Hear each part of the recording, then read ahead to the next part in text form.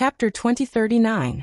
When Leafia's voice sounded clearly amidst the roars of the black rhinos that filled the entire labyrinth, the first-level adventurers of Loki's clan were shocked. They raised their heads abruptly and looked ahead. Noah also cast his gaze to the back of the charging black rhinoceroses. Then he saw it. He saw a disgusting monster with a yellowish-green body that reminded people of the epidermis of plants. It looked like some kind of larva, with its upper body bulging like a hill, and its lower body soft like a snail's. It had countless short legs and looked quite disgusting. The monster's swollen yellowish-green epidermis had colorful patterns everywhere. Flat arms without thickness stretched out from the left and right sides of its body. There were also 4 cracks at the front, as if there were fingers. When Noah saw the monster, the first thing he thought of was a slime. However, slimes were creatures made of mucus, while the monster in front of him had solid flesh and countless short legs like a larva and flat tentacles like a devil ray. Even with Noah's eyes that had traveled to many worlds, such a monster could only be described as disgusting. In fact, the only one who could be considered to have a normal girl's heart, Leafia's pretty face had long turned green. What made Leafia's face turn green was that there was more than one such monster. A group of new monsters of different sizes surged out from a corner of the labyrinth in front of them in groups. Like lumps of yellowish-green meat squirming, they filled the entire passage and crowded together in the passage ahead. In the next second, everyone saw it. The front end of the lumps of meat split open, opening a gap covered with disgusting mucus that looked like a mouth. Seeing this scene, Noah's eyes suddenly flashed. Finn also opened his eyes wide. Then Finn immediately shouted loudly, "Charge! Turn into the fork in front!" Finn's shout brought everyone back to their senses. Dash! Tiona and Tiani, who were in the vanguard, quickly beheaded 2 black rhinos. Then they took the lead and rushed into the fork in front of them with the whole team. Almost at the same time, the larva-type monsters opened their mouths and sprayed out a stinky liquid. Suddenly, a large amount of purple-black liquid formed a surge. Like sewage flowing through a drain, it violently washed the entire passage in front of the larva-type monsters. Accompanied by a bone-chilling sound, everything that came into contact with the purple-black liquid, whether it was the floor, the walls, or the ceiling, seemed to have been corroded. More than half of it was dissolved.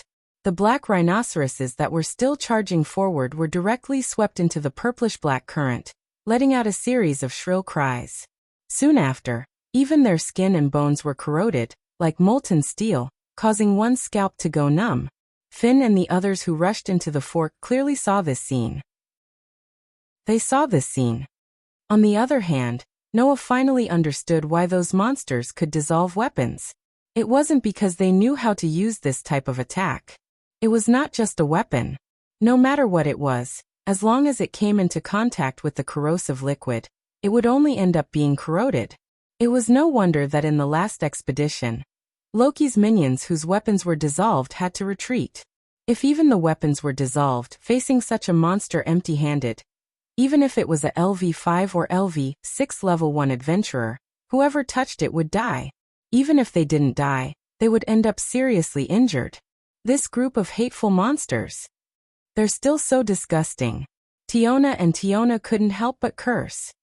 "What should we do, Finn?" "Finn," Bert yelled as he pulled out the 2 swords with indestructible properties from his waist. "Do we kill them?" "Don't talk nonsense. We're not here to take revenge. Even if we want to take revenge, we don't need to rush to take revenge now. It won't be too late to take revenge later," Finn replied without hesitation. "Although we've prepared weapons and magic swords with indestructible attributes to deal with these larva-type monsters, considering that there may be more of these monsters on the later floors, we shouldn't use the precious weapons and magic swords here.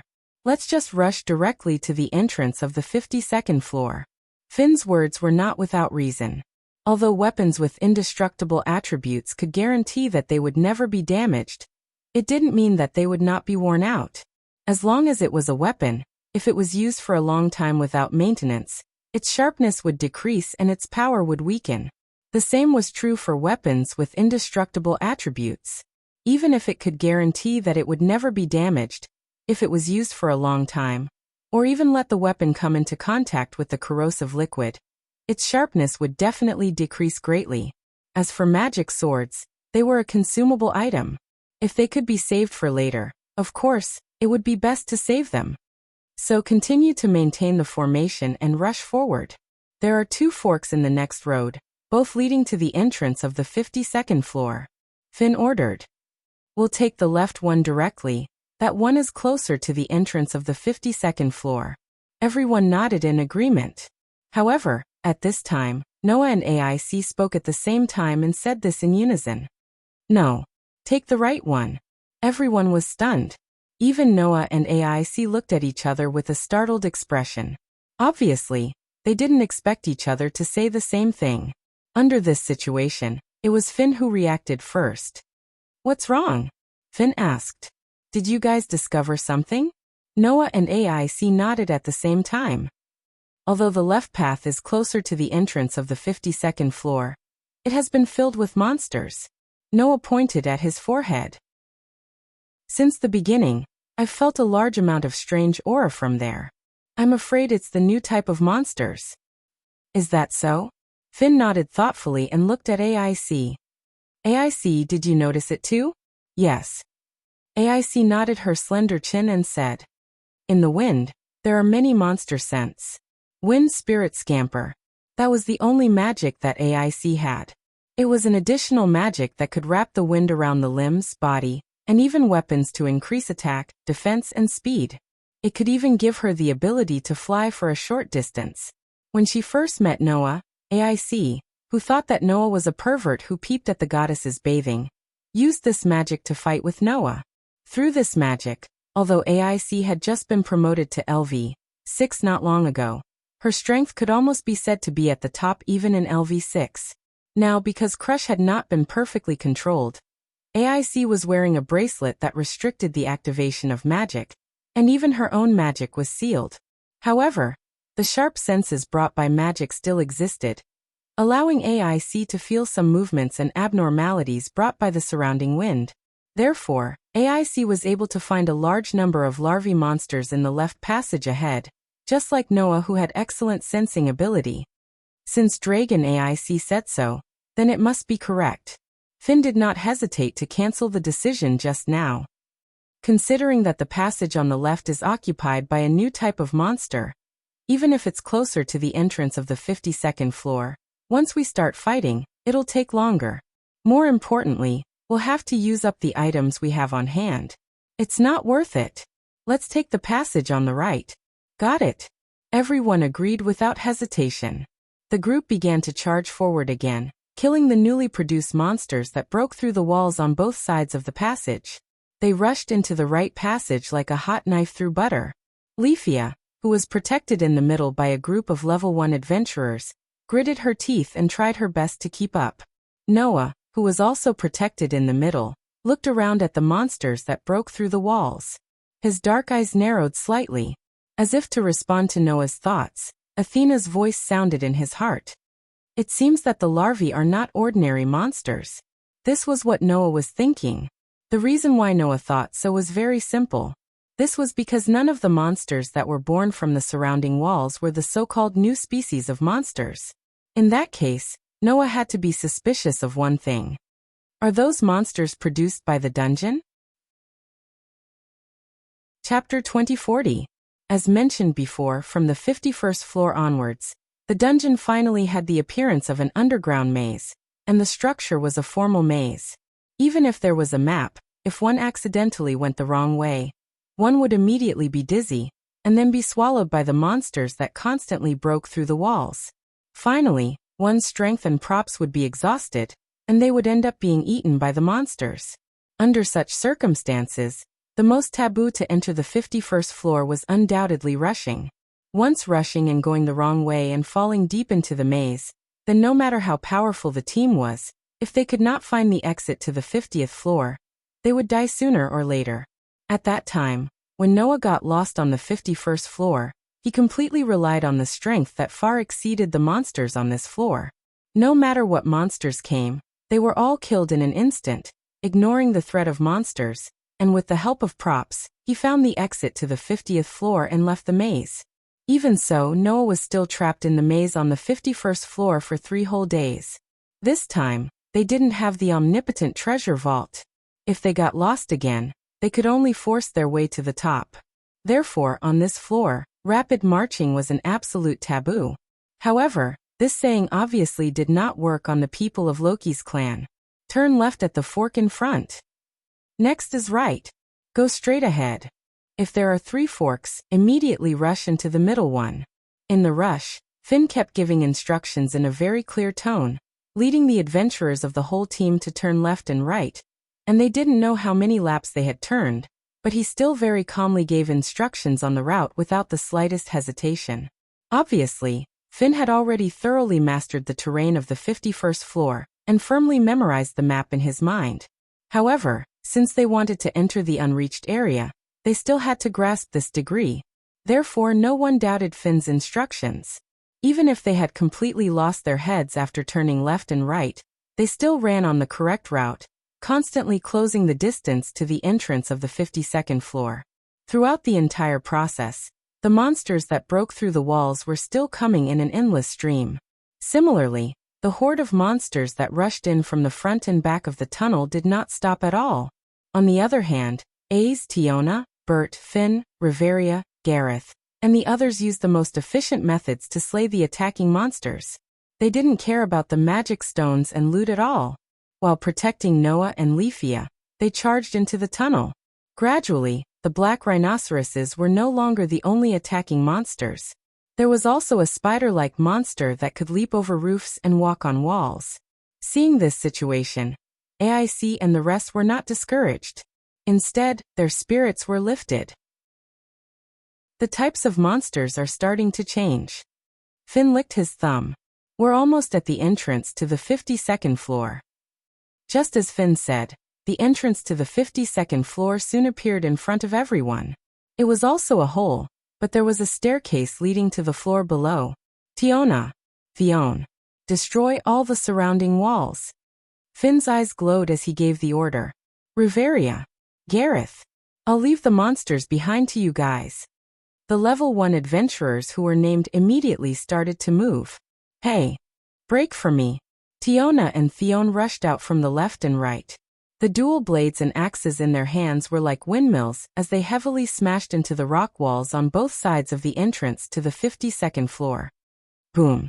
In the simultaneous roar, the solid rock walls were instantly destroyed by the 2 slender Amazon girls, and a large amount of sand was raised. On the other side, Gareth and Riveria, who were in charge of bringing up the rear, suddenly turned around and faced the tunnel behind them. Roar, roar, roar, roar. A large group of spiders and rhinoceroses let out terrifying roars as they charged forward. Ha ha ha ha. Watch me. Gareth let out a loud laugh and grabbed the battle axe in his hand. His short but incomparably strong body leaped into the air. In the next moment, the battle axe in Gareth's hand also turned into a dancing windmill and smashed into the ceiling fiercely. Boom. A muffled explosion resounded through the air. The ceiling that was smashed by Gareth scattered countless pieces of gravel, which piled up at the bottom of the tunnel and blocked the entire passage. Ecstasy Winter of Fimble. At the same time, Riveria completed her chant, raised her magic wand high, and released ice magic.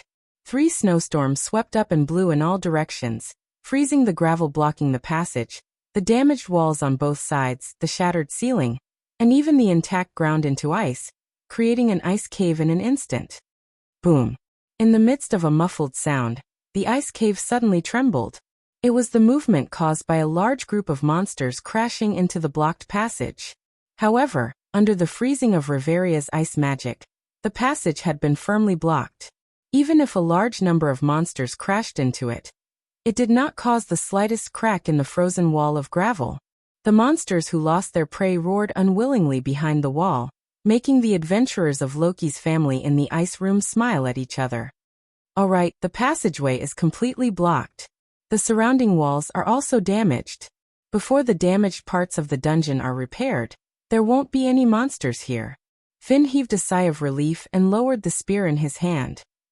Everyone take a rest and recover your strength.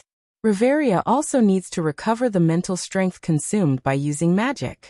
Leafia, Drink the elixir directly, Rafia said in a flattered tone. Then what about everyone?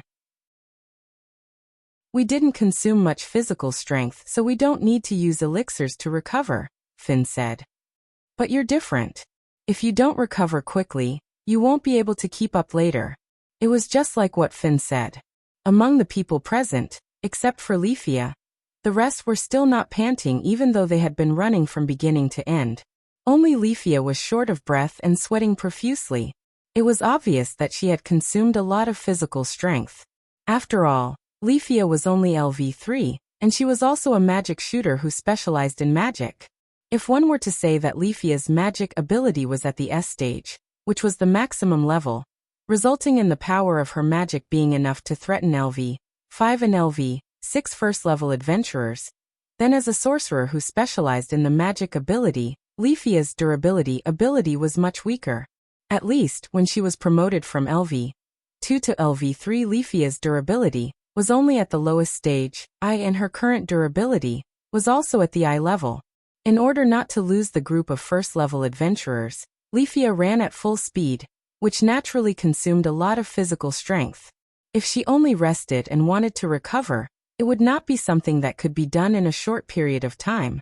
In this period of time when the broken walls of the underground city could be repaired at any time and new monsters would be bred again, Finn naturally had to race against time to let everyone recover. There was no time to waste. After understanding this point, although Leafia was a little unwilling, she still obediently took out the elixir that could restore her physical strength from her backpack and drank it in small sips. As for the rest, they just sat on the spot and began to chat while resting. At this time, Noah came to the entrance of the 52nd floor and looked down as he fell into deep thought. A figure unknowingly came to Noah's side, but she looked at Noah and asked softly, "What are you thinking about?" Noah withdrew his gaze and met AIC's crystal-clear eyes. He shook his head and said softly, "I'm just thinking that there should be a lot of secrets hidden below, right?" Secrets. AIC did not seem to understand Noah's meaning and tilted her head. For example, those new species of larvae monsters, Noah reminded. You have been to this floor many times before, and even reached the 58th floor, but you have never seen those monsters, so you called them new species, right? AIC nodded and confirmed Noah's statement. In response, Noah shrugged and said, "Don't worry about it. I think this matter should not be that simple." Really? AIC asked in confusion. Why do you say so? Because of intuition. Noah smiled faintly and looked down again with a flash of light in his eyes. I have never missed my intuition.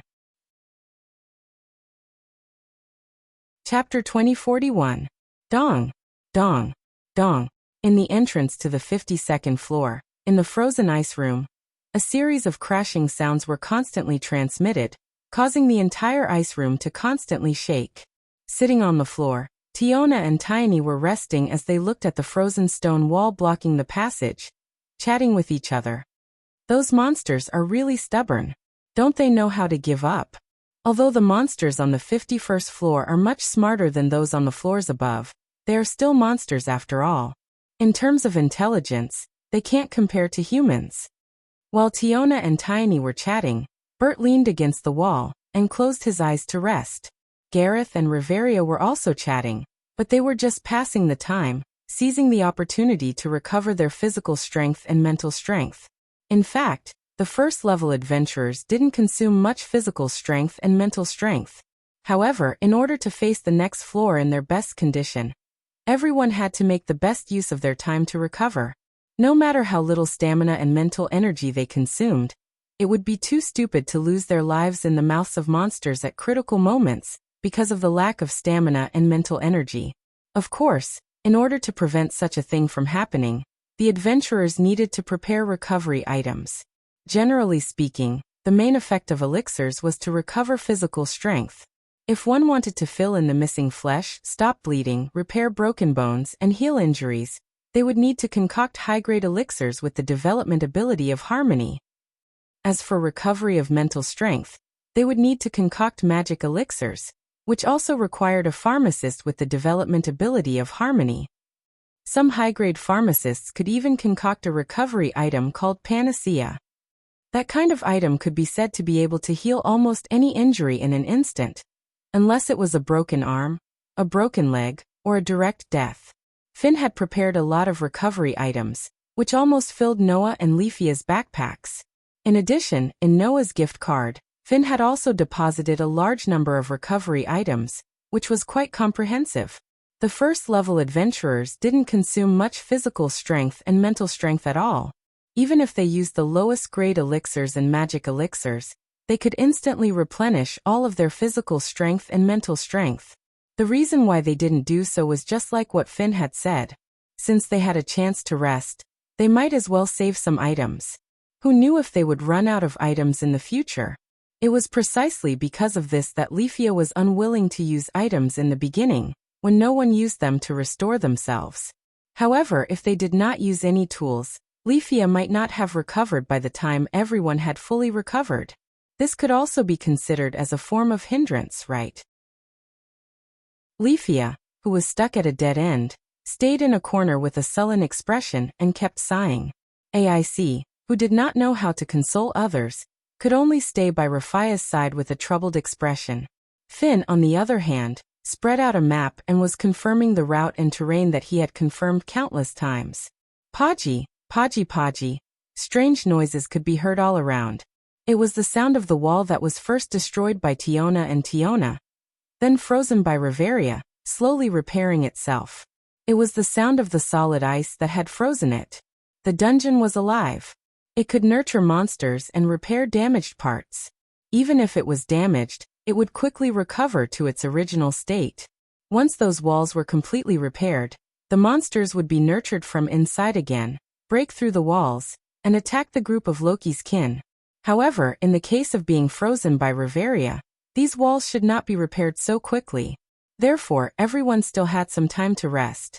During this time, Noah stood in front of the entrance to the 52nd floor and looked down. This scene lasted for about 10 minutes. After 10 minutes, Finn clapped his hands and attracted everyone's attention. "All right, everyone come over." Hearing this, everyone gathered around. Noah also retracted his gaze and came to the group. His gaze immediately fell on the map that Finn had spread out. Then Finn spoke. "From the 51st floor to the 57th floor, it is the same maze, but the deeper the floor, the bigger the maze. In the 51st floor, we can still make it through smoothly like this, but from the 52nd floor onwards, it is different." Finn's expression was extremely solemn. After all, from the 52nd floor onwards, the common knowledge of the dungeon above the 50th floor is useless. Finn's words made Noah somewhat stunned. The common knowledge of the dungeon was useless? What did that mean? While Noah was feeling puzzled, the rest of the group wore solemn expressions. Even Rafia's face was tense. Clearly, she knew what Finn was referring to. Perhaps Finn felt that everyone knew the reason, so he didn't give any unnecessary explanation. Instead, he said this sentence. "In order to avoid unexpected situations, we still have to take the shortest route to the 53rd floor. We can't tangle with the monsters too much. If possible, it's best not to even kill the monsters. Just repel the parts that are blocking the way. There is no need to change the formation. The rest of you just have to listen to my instructions, understand?" Everyone nodded their heads. Finn put away the open map and turned to look at Rafia.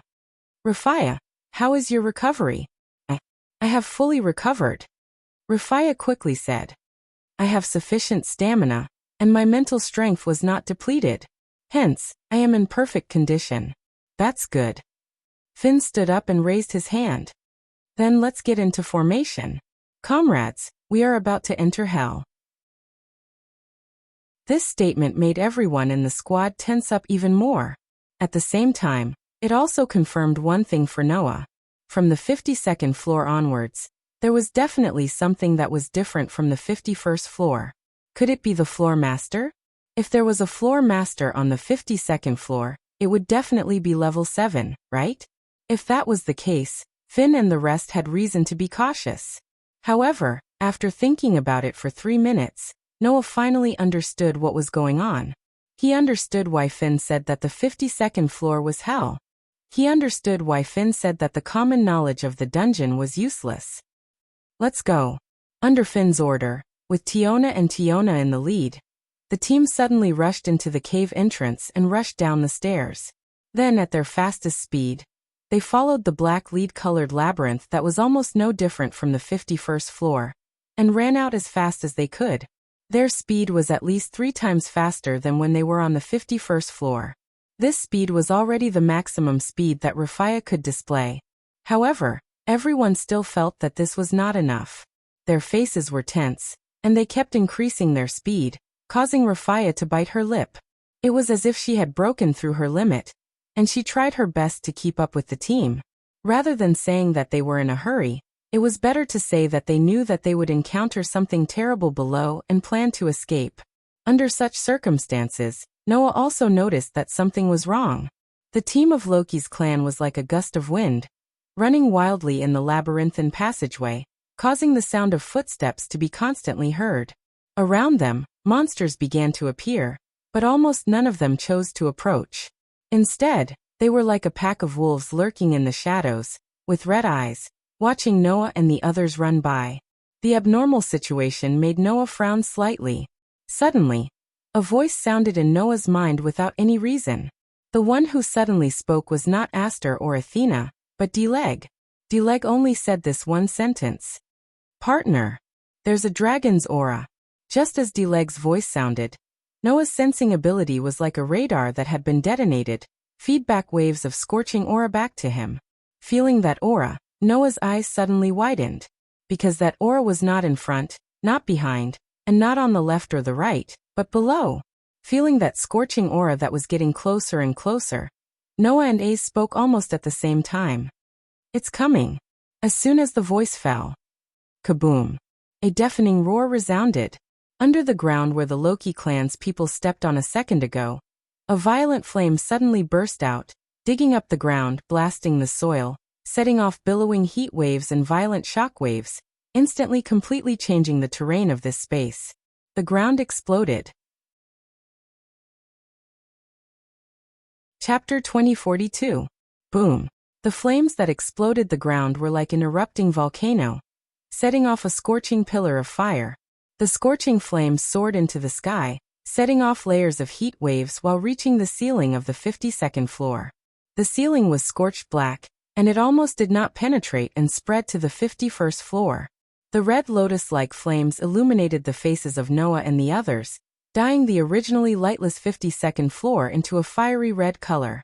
At this moment, the faces of Ace, Tiona, Finn, Riveria, Gareth, Bert, and the others became ugly. Leafia's pretty face was pale, without a trace of blood left. Even Noah was shocked by the abnormal situation in front of him. That scene was like the detonation of an incendiary bomb, making everyone's heart feel as if it was grasped tightly by a hand that represented death, almost shattering into pieces. "Quick!" Finn yelled without caring about his image. "Full speed ahead." No one objected to Finn's order. Everyone took out their fastest speed, and with the momentum that seemed to want to crush the ground, they turned into a gust of wind and rushed forward. "Damn it!" Bert's angry curses rang out. Did we get sniped as expected? Sniping. It was indeed sniping. The scorching aura that came from afar all told Noah that something was sniping them and the others. It was on the floor below. Noah finally understood why Finn said that common sense above the 50th floor was useless here. Above the 50th floor, the monsters were all entrenched in their own floors, and there were very few examples of crossing floors. If an adventurer encountered a monster on another floor, the probability of winning 1,000,000 Varus with 100 Varus was not much higher than going to a casino. Now Noah and the others encountered something even more abnormal. It was not the appearance of a monster crossing floors. It was the attack of a monster crossing floors. Some kind of monster with long-range attack means was on the floor below, like a cannon, aiming at Noah and the others who were marching on the 52nd floor, and sniping. This was absolutely impossible to encounter in the area above the 50th floor. However, Noah just had to encounter it. In this floor that Finn compared to hell. In the next second, Noah and AIC's expressions changed again. The violent and scorching aura once again approached from below at an astonishing speed. Boom! A roar that was loud enough to hurt one's eardrums resounded through the maze again. Behind Noah and the others, the ground was directly blown up by the huge fireball that soared into the sky, setting off raging flames all over the sky, like a fiery red wave, attacking the surroundings. Gareth and Riveria, who were at the back, let out muffled groans. The rest of the people also more or less let out sorrowful cries. If it weren't for the fact that the people here were all powerful adventurers, they would have been blown away by the strong wind and rolled to the ground. The sniping across the floors was still ongoing. Noah. Ace. Finn was so anxious that he even called out Noah's real name. Can you feel how many enemies there are? No. No. Ace answered with a voice that was much louder than usual while running. The distance is too far. I can only feel the bombardment. I can't either. Noah closed his eyes, activated his sensing ability, and immediately shook his head. The distance is really far, at least below the 55th floor. There is no trace of the enemy at all. Sure enough, it's not possible. Finn bit his thumb. During this period, the scorching fireball once again blasted the ground behind the running group of Rockies, directly melting the thick rock into liquid like magma, covering the ground one after another. Boom, boom, boom.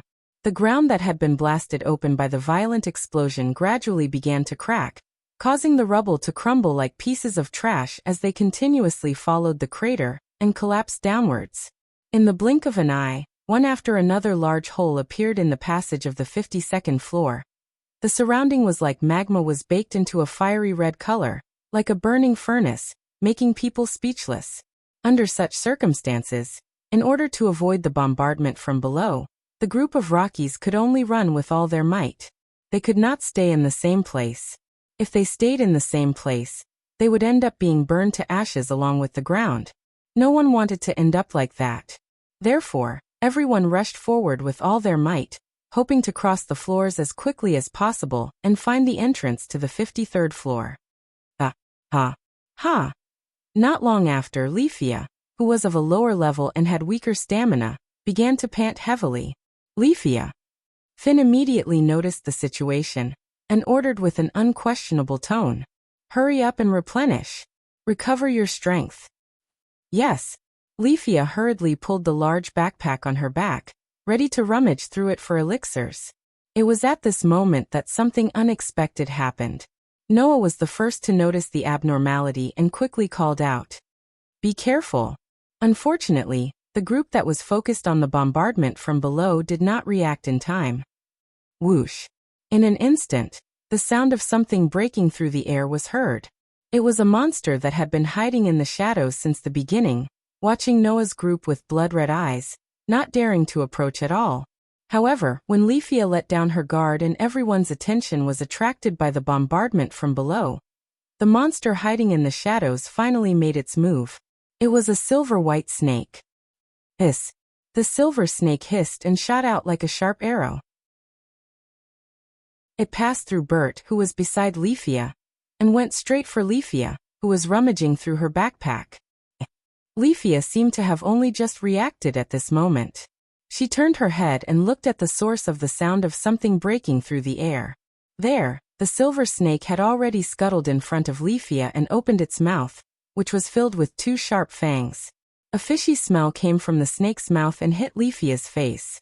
At this moment, Leafia felt as if time had stopped for her. Leafia. The first-level adventurers of Rocky's clan cried out in alarm. In the end, only one person reacted in time. Clang. Accompanied by the sound of a sword. A silver sword flashed through the air. Splat! Amidst the clear tearing sound, the silver snake that was scuttling toward Leafia was cut in half by the knight's sword with an indestructible attribute. Blood splattered everywhere. The one who attacked was naturally Noah, who was the one closest to Leafia and was protected in the middle as a support, just like Leafia. Seeing this scene, Finn and the rest could not help but sigh in relief. However, Ace's expression changed abruptly as she cried out in alarm. Don't! Almost at the same time as Ace's cry of alarm rang out, Noah suddenly pulled the backpack from his back into his hands, and threw it to Gareth, who was in front of him. Yes, in front. Gareth, who was supposed to be at the back, was now in front of Noah and Leafia. The situation happened too suddenly, causing Leafia to fall behind and be overtaken by Gareth and Riveria, who were at the back. As for Noah, in order to save Leafia, he also fell behind. Thus, the first-level adventurers of Rocky's clan all overtook Noah and Leafia and rushed to the front. After throwing the backpack to Gareth, Noah did not hesitate and immediately hugged Leafia. Boom! An earth-shattering roar sounded. Following the explosion of the ground, raging flames that soared to the sky engulfed Noah and Leafia. Noah and Leafia, along with the ground they were standing on, were engulfed by the large fireball that came from the floor below. The pillar of fire soared to the sky and reached the ceiling. Their footing was destroyed, and in the raging flames that soared to the sky, the two figures that were embracing each other fell down together and disappeared in an instant. Seeing this happen with her own eyes, A's head heated up and she did not hesitate to explode, turning into a bullet that shot straight into the raging flames that soared to the sky. At the same time, with a clear clang, a bracelet fell to the ground. Wake up! In the midst of a chant that sounded like a clear spring, a whirlwind wrapped around A's body.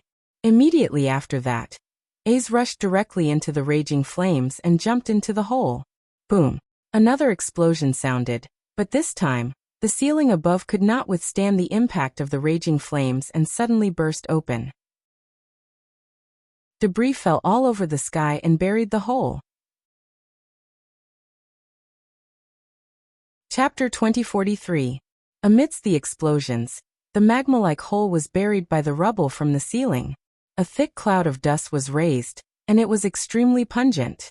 Under such circumstances, Noah, Ace, and Leafia disappeared from everyone's sight.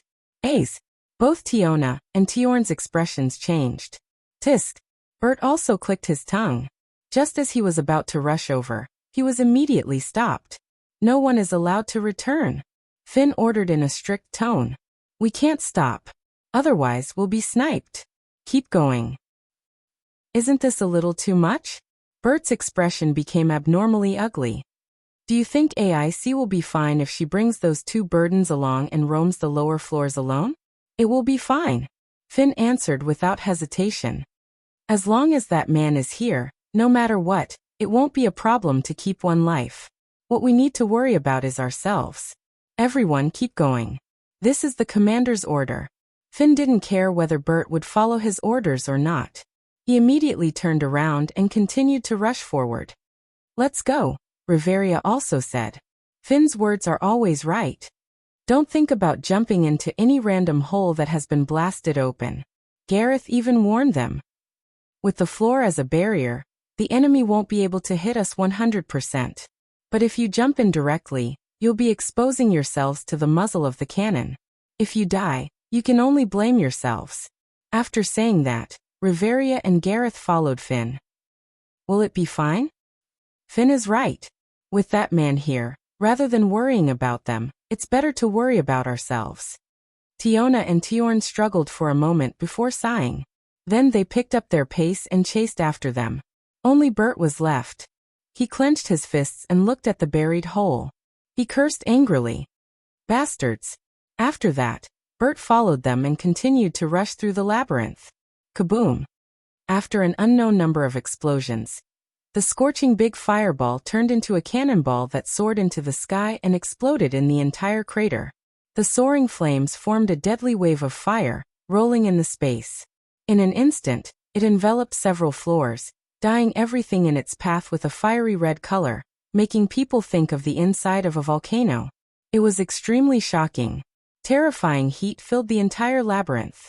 That high temperature was definitely able to melt a thick piece of steel into molten iron in an instant. If someone was directly engulfed by such a wave of fire, they would definitely turn into ashes in an instant. However, in the midst of such a spreading wave of fire, a brilliant white light suddenly shone. Clank! The dazzling white light suddenly expanded and covered the entire wave of fire in the blink of an eye. Under the cover of the white light, the boiling hot wave of fire suddenly trembled. It was as if it was neatly split apart, bursting out a dazzling white line.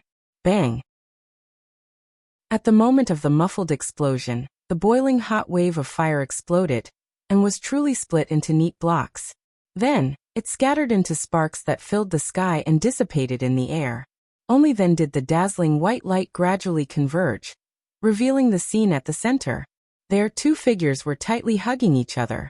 They were directly floating in midair, and did not fall down. Leafia opened her eyes with lingering fear as she muttered in a daze. I am still alive? Yes. Noah hugged Leafia's slender waist with one hand and hugged her in his arms. Looking at Leafia, who subconsciously hugged him tightly, he laughed out loud. You're still alive for now, but I don't know what will happen later. Leafia was slightly startled.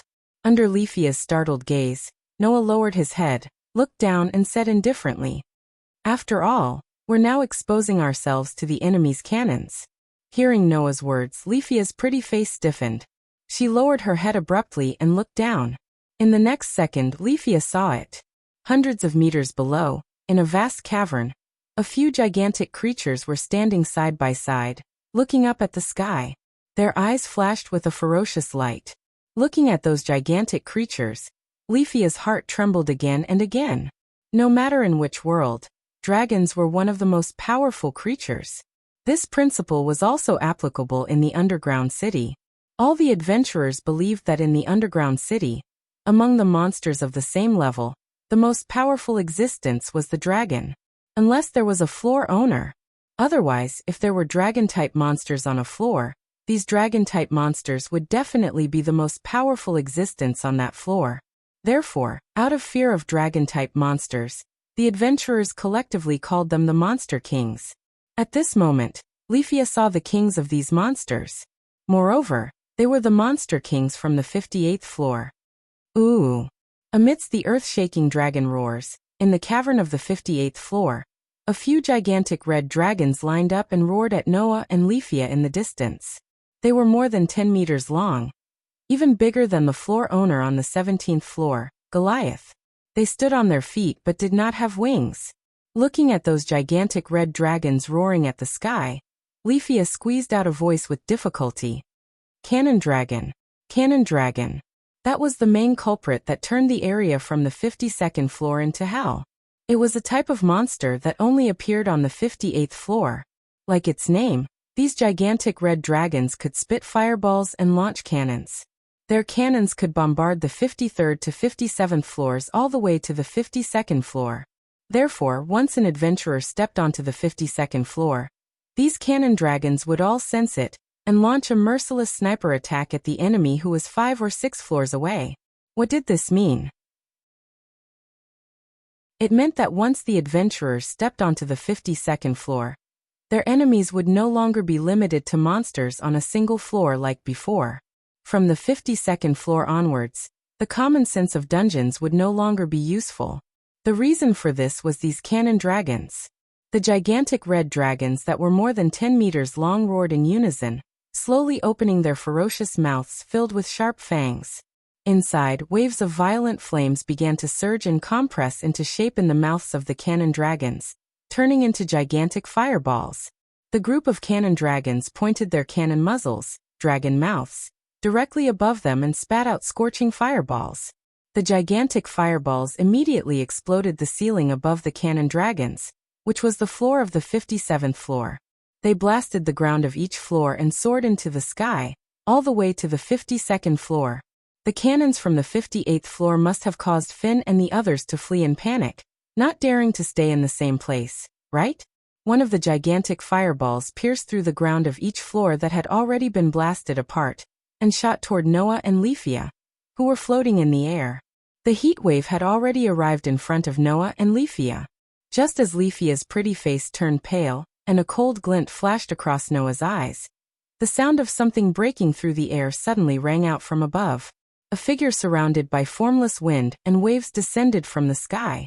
Like a dazzling meteor, she shot straight toward the gigantic fireball that soared into the sky. Dong! Amidst the deafening explosion, the silver rapier was like a long spear as it pierced through the fireball that was shooting towards her. Waves of fire surged into the sky, but they were blown away by the wind that lingered around her slender body. Looking at the figure that suddenly descended and was surrounded by wind, Leafia cried out in surprise. Miss Ace! Hearing Leafia's call, Aze, who was holding the indestructible rapier and surrounded by wind, turned her head and looked at Noah and Leafia, who were floating in the air. The expression on her pretty face softened a little. Aze immediately spoke softly. "Are you guys all right?" I'm fine," Leafia hurriedly replied. As for Noah, he glanced at the surroundings and said, "Let's go. Something will happen very soon." Why did he say that? Because Noah and the other two were already surrounded. Roar, roar, roar, roar.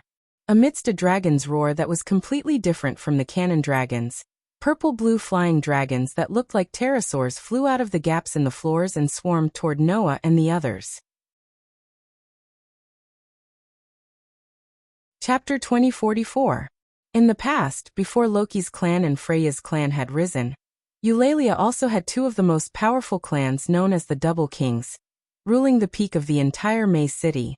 One of the two clans was called Zeus's clan, and the other was called Hera's clan. Among them, Zeus's clan's main business was to explore the dungeon. Like Loki's clan, they were the most typical exploration-type clans.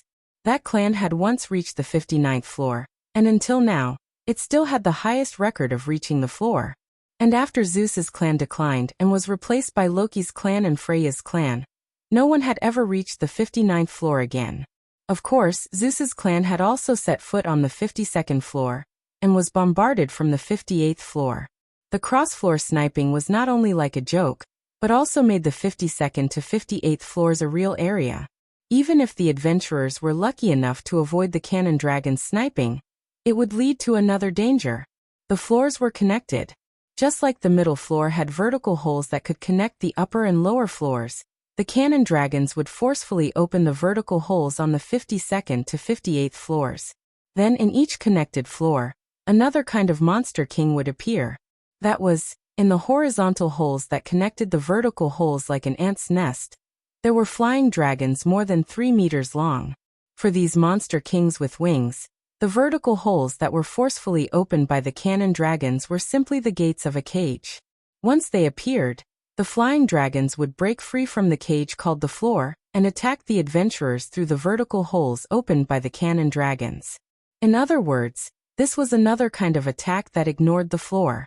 The cannon dragons and flying dragons, which were collectively known as the Monster Kings, were the factors that turned the 52nd to 58th floors into hell. Therefore, Zeus's clan who had set foot here called this area the Dragon's Kettle. It was a true dragon's kettle cave. Whoa, whoa, whoa, whoa. The roars of the cannon dragons set off bursts of flames that were compressed between their ferocious fangs. Roar, roar, roar, roar, roar. The roars of the wyverns turned into waves that reverberated throughout the wilderness of the maze. While the cannon dragons on the 58th floor continued to bombard the first-level adventurers of Loki's clan on the 52nd floor, a dense group of flying dragons flew out from the horizontal holes on the 56th and 57th floors and surrounded Noah, Aze, and Leafia through the vertical holes. In terms of circumstances, there was really nothing worse and more dangerous than the current development. Not to mention, Leafia could not fly yet. Aze's ability to fly for a short period of time using magic was also about to reach its limit. Faced with the current situation, it couldn't get any worse. AIC's expression hardened. Just as she was about to attack, she was pulled into Noah's embrace by his other hand. Noah, who was hugging Aze with one hand and Leafia with the other, lowered his eyes and looked at the 58th floor several hundred meters below. He suddenly said this. "Let's go straight to the 58th floor." Ha! Aze and Leafia were stunned. In response, Noah only said this one sentence. "Let's get rid of all the cannon dragons and lure the surrounding wyverns away. This way, Finn and the rest won't be in danger." Aze's eyes lit up. Only Leafia had an uneasy expression on her face. "There are only 3 of us. Can we deal with so many cannon dragons and wyverns? Is there a way?" Noah curled his lips and smiled. "We'll know once we try." As soon as he finished speaking, swoosh! In the faint sound of the air being torn apart, Noah's figure suddenly turned into an arrow that left the bow and swooped down to the floor below. Roar, roar, roar, roar. The wyverns that surrounded them saw that the enemy did not escape and instead rushed down. One after another, they let out angry roars and flapped the wings on their backs. Instead of retreating, They advanced and turned into a tide that surged up violently. In the blink of an eye, the adventurers from the sky and the monsters from the underground met resolutely and collided with a loud bang. There was no suspense. The large group of wyverns that had an absolute advantage in terms of numbers instantly engulfed Noah, A's and Leafia's group. The three of them were completely submerged and could not be seen at all. However, almost at the same time, a light and lively voice sounded. Wind. In the instant that extremely short chant sounded, a gust of wild wind burst out from the wyverns. A's, who was surrounded by an invisible whirlwind, waved the thin sword in her hand fiercely, interweaving a series of silver sword flashes. Like a violent storm, she slashed in all directions. Slash, slash, slash. In the incomparably clear tearing sounds, the large wyverns were sliced into pieces by the sword array made of thin swords that were enhanced by wind and had increased attack power and sharpness. Fresh blood splattered on the ground. At this moment, A's, who was in Noah's arms, seemed to have transformed into a meat grinder. She weaved a sword dance that sang the song of death, beheading every wyvern that flew away. For a moment, minced meat flew everywhere, blood splashed, and the wyverns' miserable howls before their deaths resounded throughout the world. It was frightening. Undoubtedly, it was such a bloody scene. A's, who was constantly weaving the sword dance, did not let a single drop of blood touch her body. Her waist-length hair fluttered in the wind, and her cold and beautiful face was suffused with holiness. She gave off a sacred and inviolable feeling. This was the swordswoman. Even if she was as powerful as a ghost, the scene of her battle was as beautiful as a dance.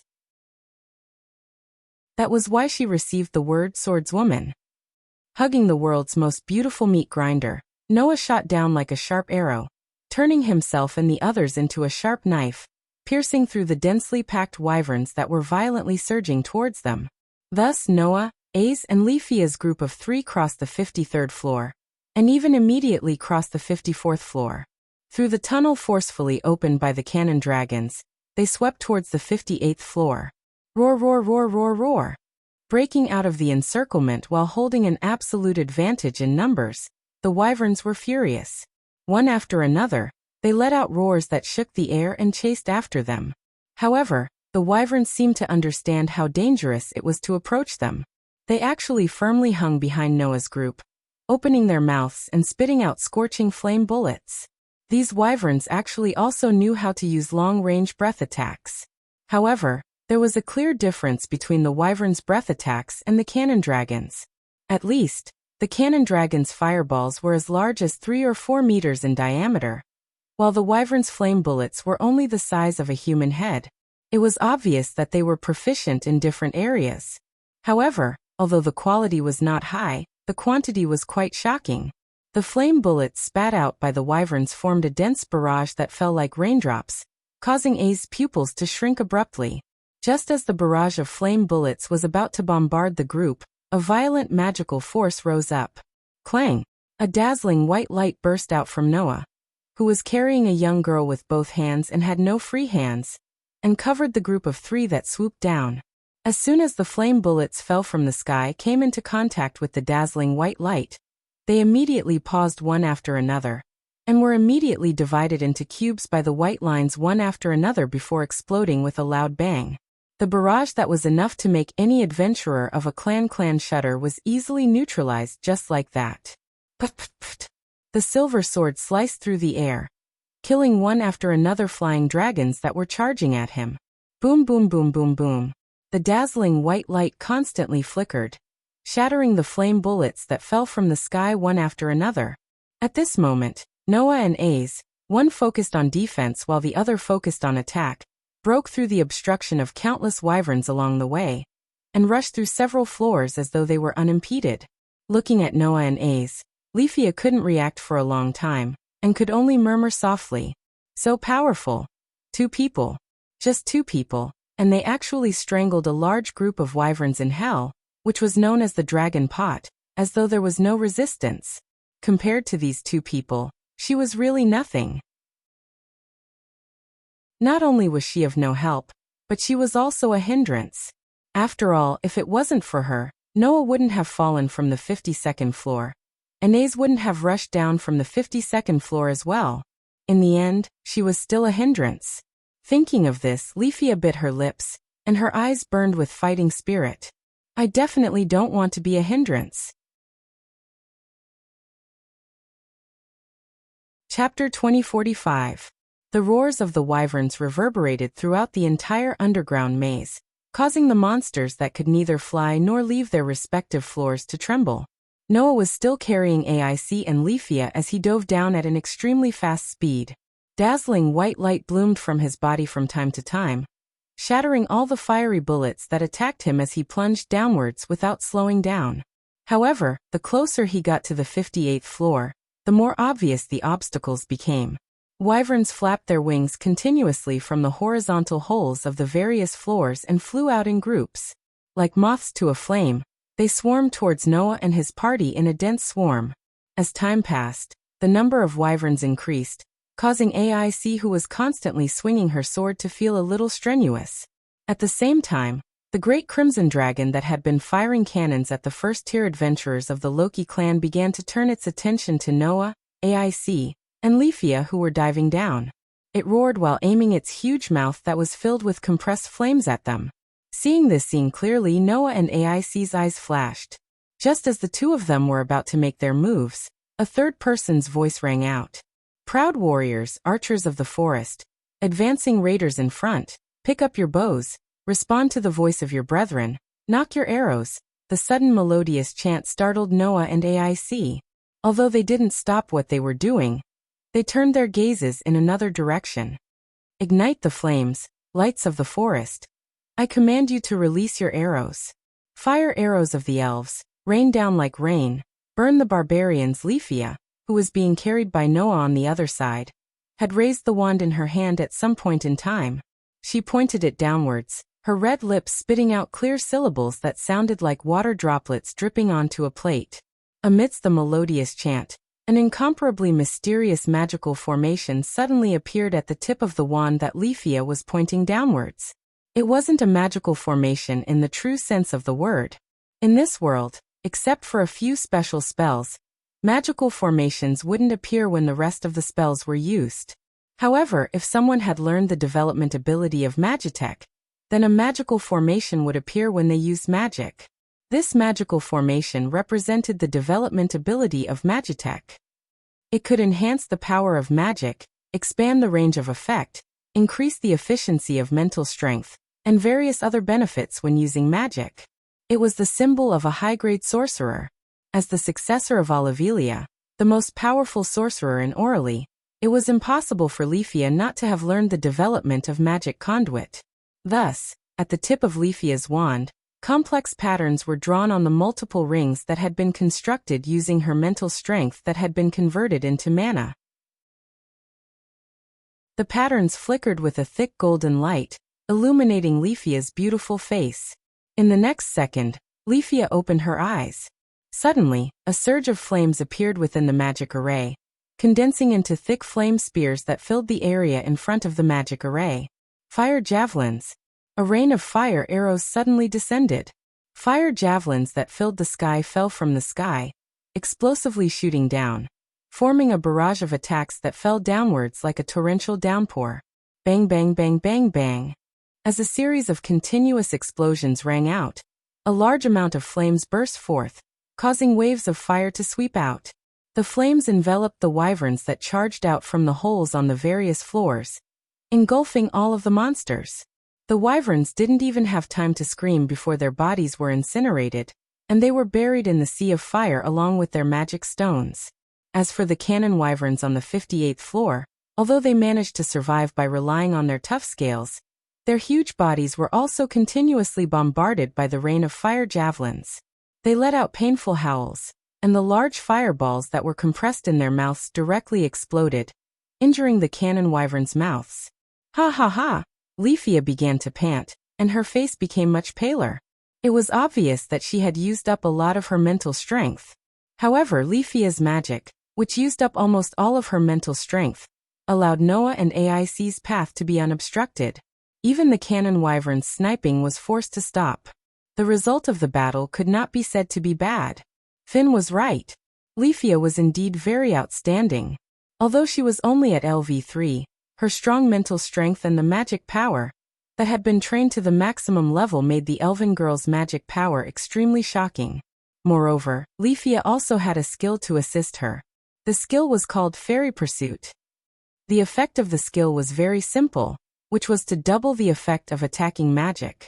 The combination of the two made it so that although Leafia was only at LV3, the power of her magic was enough to threaten LV5 and LV6 first-level adventurers.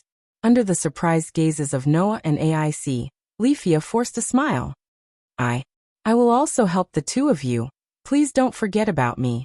This sentence made Noah and AIC laugh. Leafia. AIC said sincerely. Thank you. Well done. Noah smiled indifferently. Thanks to you we are here. Under Noah's words, the vertical hole connecting the 57th and 58th levels was penetrated by Noah. Whoosh!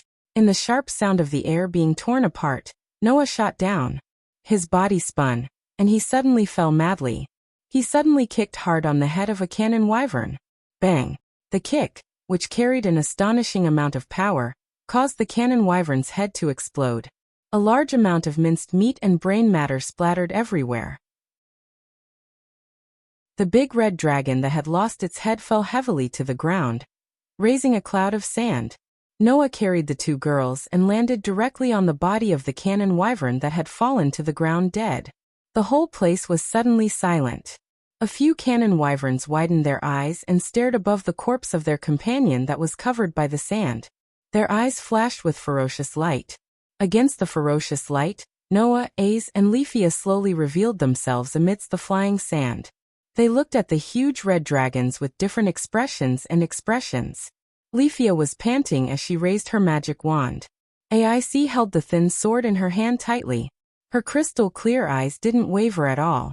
Noah glanced at the surroundings, and then met the ferocious eyes of the huge red dragons. The corners of his mouth slowly rose. Ooh! Roar, roar, roar, roar, roar. The cannon wyverns and the wyverns that surged out from the big hole in the ceiling surrounded Noah, AIC, and Leafia. They let out resounding roars, causing the dangerous atmosphere at the scene to suddenly rise. A battle was about to break out. On the other side, the level 1 adventurers of Loki's clan who were galloping on the 52nd floor immediately noticed the abnormality. Tiona tilted her head and said in confusion, "Did the cannon fire stop?" "It seems so." Tiona frowned. "Why did it suddenly stop? Don't tell me there's something else." Bert smacked his lips fiercely. "That's enough. No, I don't think it's that." Riveria shook her head. "If there's really something else, we wouldn't have been able to escape from the 58th floor in the previous expedition. Also, did you notice?" Gareth looked around and said, "The wyverns don't seem to have appeared either." In other words, the two biggest obstacles that prevented them from reaching the 58th floor had disappeared. My thumb also stopped trembling. It seems that the crisis is over. Finn suddenly smiled. Needless to say, it must be the doing of those three little guys. Tiona looked at Finn. In other words, Big Brother, AIC, and Leafia have taken care of the cannon wyverns and wyverns? I don't think they've taken care of them. Perhaps they've just restrained them, Finn said. That's why we have to go to the lower floors as soon as possible to support them. Should we jump in from those holes? Tiona asked. Since the cannon wyverns have stopped sniping, we don't have to worry anymore, right? No, even if the cannon wyverns stop sniping, the wyverns' threat can't be ignored. If we jump in recklessly, we might be entangled by the wyverns. That's not worth it. Finn shook his head. That's why we should take advantage of this time to hurry up and advance using the regular route. It'll be faster that way. Everyone nodded in agreement. Chapter 2046. On the 58th floor of the dungeon. It was the same terrain as the safety floor on the 18th floor. There was no maze or high wall that blocked the view. There was only a huge cavern made up of black lead-colored walls and a ceiling. The difference was that the 18th floor was circular, while the 58th floor was rectangular. Now, in this vast rectangular cavern, cannon dragons and wyverns surrounded Noah, Ace, and Leafia, who were standing on the Crimson Dragon's corpse from all directions. They let out a chaotic but earth-shattering chorus. The scene was almost no different from the group of dragons formed by 10,000 that Noah had once faced. In addition to the dragon species Monster King, there were all kinds of other monsters on this floor. However, under the wide area attack spell that Leafia had just expended most of her mental strength to cast, the monsters had either been reduced to ashes or were covered in wounds from the bombardment. Compared to the cannon dragons and wyverns, they were no threat at all. The dragon-shaped monsters stared at Noah, A's and Leafia's group with ferocious glints in their eyes. Surrounded by such a large group of dragon species monsters, Leafia gripped her magic wand so hard that her hand turned pale. Even A's expression became more tense than usual. She obviously felt that the situation was a little serious. There were only a few cannon dragons present, but there were countless wyverns. After all, cannon dragons only appeared on the 58th floor, while wyverns began to appear on the 55th and 56th floors. They would also build nests and continue to accumulate in numbers. With several floors being connected, the number of wyverns that gathered from each floor by relying on their flying ability was naturally staggering. In terms of level, cannon dragons were classified as level 5. Even if there were only a few of them, it was definitely not a joke. Wyverns were only at level 4, but they were recognized as the strongest king of monsters at the same level. Each of them had a combat power close to level 5. Moreover, there were so many wyverns present that it would not be strange even if there were strengthened species among them. As for the monsters that had survived Leafia's AoE attack, it was very likely that they were rare species as well. Rare species referred to rare monsters that were extremely rare and rarely appeared on each floor. Enhanced species referred to monsters that had killed other monsters and devoured their magic stones. They were enhanced monsters that were more powerful than monsters of the same species.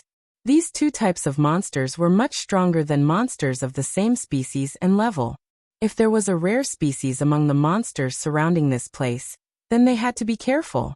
If there was a strengthened mutant in the group of wyverns, they would have to be careful. Wyvern was originally the strongest existence in the LV. For level, if it was strengthened, it would be LV 5. If ignored, it would be fatal for every adventurer. In addition, the red dragon was eyeing them covetously from the side, ready to open its fangs and spit out the most powerful cannon at any time. This was a fatal situation. If it weren't for the fact that she believed that the man and woman in front of her had the strength to resolve all crises, and she had the idea of doing her best to help them, Leafia really couldn't guarantee that she could continue to stand and not run away. Let's deal with the cannon dragons first. AIC raised her rapier and stared at the red dragons with her golden eyes. Their threat is the greatest. The highest floor reached by Loki's family was the 58th floor. In the past, when AIC and her party stepped onto the 52nd floor, they were directly attacked by the cannon dragons. As a result, they were caught off guard and were seriously injured. They fell onto this floor and lost all their supplies. In the end, they tried their best to escape. As a member at that time, AIC naturally understood how dangerous it was to continue to keep these cannon dragons. Of course, for Noah, it didn't matter which side he dealt with first. He could even deal with them all at once. However, at this moment, Noah's heart moved. He suddenly turned his head and looked at the rock wall at the north end of the 58th floor. There was a passage to the 57th floor. However, on that passage, countless yellow-green pieces of meat suddenly rushed in and blocked the passage. That's a new species of monster? Leafia exclaimed. AIC furrowed her brows tightly and finally revealed a troubled expression. In this situation, they still had to face a group of larvae monsters that could corrode anything.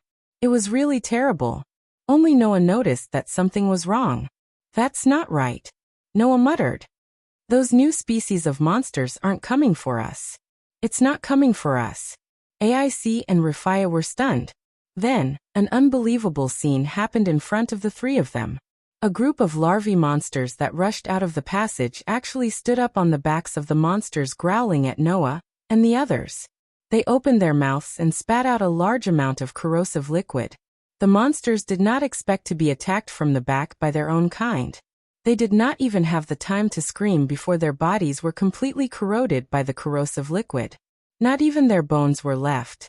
The large group of larvae monsters wriggled their bodies as they moved forward. They continued to spit corrosive liquid at the surrounding monsters, eliminating groups of monsters one after another. Noah saw it clearly. After eliminating the other monsters, the larvae used their tentacles to dig out magic stones from the smoking corrosive liquid and put them into their mouths. Seeing this scene, Noah sighed. AIC and Leafia felt that their common sense had been challenged. No. Impossible. Leafia could not help but waver. Swallowing magic stones is something that only strengthening-type monsters would do. Could it be that all the new species of monsters are strengthening-type monsters? That was simply ridiculous. Normally, monsters would not attack other monsters. This was because monsters were all life forms that were born in the underground city. They would instinctively not attack each other. However, this was only the majority of the monsters. Under special circumstances or in special environments, some monsters would still kill each other based on the common sense of the law of the jungle. During this process, if a monster swallowed the magic stones of the monsters that it killed, it would become stronger and become a strengthening-type monster. Once the strengthening-type monster had a taste of becoming stronger, it might keep attacking other monsters and swallowing magic stones. However, this was only a small portion of the monsters. The scene in front of them was that all the larvae monsters were swallowing magic stones. An entire race of strengthening-type monsters? AIC and Leafia had never heard of such a thing. Roar, roar, roar, roar. At this moment, the group of flying dragons, which was more numerous, finally noticed the group of larvae that were killing the monsters. They were instantly enraged. One after another, they roared and shifted their attention to the larvae monsters. In an instant, the battlefield was divided into two groups. On one side was the group of monsters formed by flying dragons and other monsters. On the other side was a group of flesh formed by larvae monsters. The two groups of monsters suddenly started killing each other just like that. The larvae monsters spat out corrosive liquid and killed the monsters one by one, continuing to collect magic stones. The group of flying dragons spat out fire bullets continuously, killing the larvae one by one, causing them to fall with smoke all over their bodies. However, every time a larval monster fell, the monster's body would suddenly expand and finally explode, causing the corrosive liquid accumulated in its body to spill out in all directions, corroding its companions into nothingness. Only the magic stones were left, which were swallowed by the larvae that were not sputtered. It can't be. This was the first time Noah had heard of this. Those new monsters can even self-destruct? The corrosive liquid that could even corrode a LV-4 flying dragon and self-destruct. Noah, who did not know this, was glad that he did not face the larvae before. Otherwise, Noah did not dare to guarantee that he could avoid being corroded when his body was directly hit by the corrosive liquid. Ooh. When Noah, AIC, and Leafia were attracted by the chaotic battlefield in front of them, the cannon dragons also began to roar impatiently, flames rising in their mouths again. Their targets were Noah, AIC, and Leafia. Forget it. Noah made a prompt decision. Let's get rid of the cannon dragons that are the biggest threat first. Both AIC and Leafia hurriedly nodded. The battle was about to start. Chapter 2047. Release a ray of light, bough of the holy wood.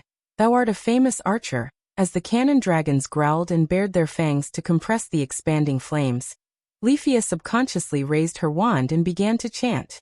A dazzling magical formation spun on the ground beneath the elven sorcerer and began to expand. It continuously refined Leafia's mental strength into magical power and slowly fluctuated. Awaken! At the same time, Ace softly chanted an incantation, causing a whirlwind to swirl around her and shroud her weapon and body. Snipe, elven archer, shoot through. Arrow that will definitely hit, in the next second. Amidst Leafia's melodious chant, Ace, who was shrouded in wind, rushed out and instantly got into the arms of one of the cannon dragons. The silver sword in her hand flashed and immediately left a bloody wound on the crimson cannon dragon's body. The cannon dragon howled in pain, but the murderous glint in its eyes intensified. It raised its tail and swept it in Ace's direction, as if it was sweeping away an army of 1,000. The dragon tail, which had turned into a long whip, carried with it a piercing sound of the wind and swept out like a blurry shadow. Judging from the momentum, if Ace was hit, she would still be injured even if she was protected by magic. However, that would only happen if the attack hit her. Ace, who was riding the wind, had already leaped agilely and avoided the dragon tail. Her body turned into a gust of wind and flashed back and forth in front of the cannon dragon. She held onto the cannon dragon tightly while waving the thin sword in her hand, leaving wound after wound on the cannon dragon's body. Under such circumstances, the other cannon dragons seemed to want to attack Ace from both sides. However, because Ace was entangled in front of their companions, they didn't dare to release the large fireballs they had compressed in their mouths. In that case, regardless of whether they could hit Ace, their larger companions would definitely not be able to dodge the cannon fire. In the end, not only would they fail to hurt the enemy, they would also hurt their own people. With no other choice, the cannon dragons could only let out furious roars and pounce in Ace's direction. Immediately, the golden-haired girl was surrounded by huge cannon dragons. However, AIC used her agility and speed to maneuver between the cannon dragons, dodging their sharp claws and heavy tails. Once she found an opportunity, she would swing her sword and slash at the monsters around her. Logically speaking, the pincer attack of several LV-5 dragon species monsters was extremely dangerous even for a LV-6 adventurer. Not to mention, dragon monsters were originally known as the strongest existence among monsters of the same level. If they besieged a LV-6, it would not take long for them to beat the opponent to death. However, from its name, it could be seen that the cannon dragon was a monster specialized in cannon attacks. As a monster that had been strengthened for the purpose of cannon attacks, the cannon dragon had the terrifying power to snipe adventurers far above the 52nd floor, even if they were separated by several floors.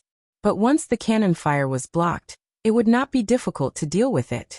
Ace grasped the weakness of the cannon dragon. By entangling with one cannon dragon, the other cannon dragons were afraid to attack. This way, she beautifully blocked the cannon fire of the cannon dragon. She wandered between several cannon dragons and left sword wounds on them. The scene seemed thrilling, but in fact, the situation was more favorable to Ace. That girl can almost be called superb in combat. Undoubtedly, she doesn't even know how to cook. Noah muttered like this, but he did not step forward to help. Instead, he glanced at Leafia, who was chanting a magic spell with her eyes closed next to him. When launching magic, no matter what kind of magic it was, it required extreme concentration and correct incantation to succeed. The more powerful the magic, the longer the incantation would naturally be, and the more mana the magic shooter needed to convert. However, if too much mana was injected, it would be harder to control it. If one could not control the mana, not only would the magic not be able to be launched, it might even cause the mana to explode and injure oneself. Therefore, in order to be able to launch the magic smoothly, it was necessary to concentrate on precise control of the mana. Therefore, magic shooters who specialized in magic would generally be arranged in the rear guard position, concentrating on chanting incantations and casting magic under the protection of their companions. However, there were some highly skilled magic shooters who had a way to do two things at once. While accurately controlling the mana, they could also carry out other actions. People called this technique of doing two things at once parallel chant. Riveria was the master of this superb technique. Moreover, as the most powerful magic shooter in Eulalia, Riveria's parallel chant was not just about doing two things at once, or even three things at once, but four things at once. Being able to simultaneously chant, move, dodge, and defend, even at the forefront of the battlefield. One could often see the scene of her fluttering cloak behind her back, like a fairy shuttling through a group of monsters, dancing gracefully. Thus, just like Aeth, the gods also gave Riveria the title of G. In addition, Riveria was able to use a total of 9 types of magic, so the gods called her the 9 devil concubines. Naturally, Rifia had not reached Riveria's level. Because of this, someone had to protect Leafia while she was chanting the incantation. Noah's actions allowed him to smoothly discover another anomaly. He saw that in the chaotic battlefield ahead, A group of larvae monsters that were fighting with the wyverns suddenly seemed to be stimulated by something. They trembled all over, turned their heads, and turned towards one of the directions. That direction was where Noah was. Immediately afterward, a large group of larvae wriggled their bodies while ignoring the wyvern's attack. Instead, they swarmed toward Noah as if they were going to advance toward him. Seeing this scene, Noah was surprised. What happened? As soon as his voice fell, Athena's answer rang in Noah's heart. Those monsters seem to have an overreaction to magic. The two little girls you brought with you are using magic now, so it's natural that they'll attract those monsters. Overreaction to magic? Noah frowned and had a guess in his heart. Could it be because of this special characteristic that these monsters attacked other monsters carrying magic stones? I'm not sure, but I did notice something else, Athena said. If you look carefully, you will find that those larvae monsters, in addition to harvesting items called magic stones, are all moving toward the south. South. Noah was slightly stunned, then turned his head and looked toward the south. There was a cave entrance. The passage to the 57th floor was in the north of this huge cavern. The passage to the 59th floor was in the south of this huge cavern. And now, the larvae monsters were all beginning to move toward the south. What did this mean? Just now, those larvae monsters also came out from the passage to the 57th floor, right? Athena said. Now they are moving toward the passage to the 59th floor. It seems that those monsters want to go to the floors below. There must be something in the floors below that is attracting these monsters. Athena suddenly smiled. My fated one, your intuition wasn't wrong. As Athena laughed, next to Noah, the elven girl's magic burst out. Spiritual light arrow. As Leafia raised the wand in her hand high up, a huge flash of light suddenly burst out, like a thick beam of light that swept straight ahead. All the monsters in front of the flash, whether it was the wyverns, the cannon dragons, or the larvae, gradually disappeared as if they were annihilated. When the flash disappeared, there was almost nothing left on the ground except for a scorched mark. Phew! Leafia exhaled loudly, panting even more heavily than before. AIC, on the other hand, looked at Leafia in amazement, causing Leafia to feel a little giddy. Only Noah noticed. Not only did Leafia's attack not improve the situation, but it also caused the larvae that were entangled with the wyverns to turn around and swarm over. Those monsters are reacting to magic. Chapter 2048. Splat. Splat, splat, splat.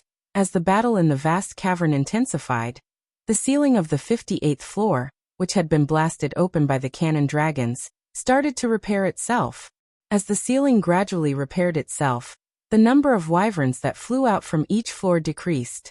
After an unknown amount of time, the ceiling that had been blasted open was completely repaired, and the wyverns on the other floors did not fill in.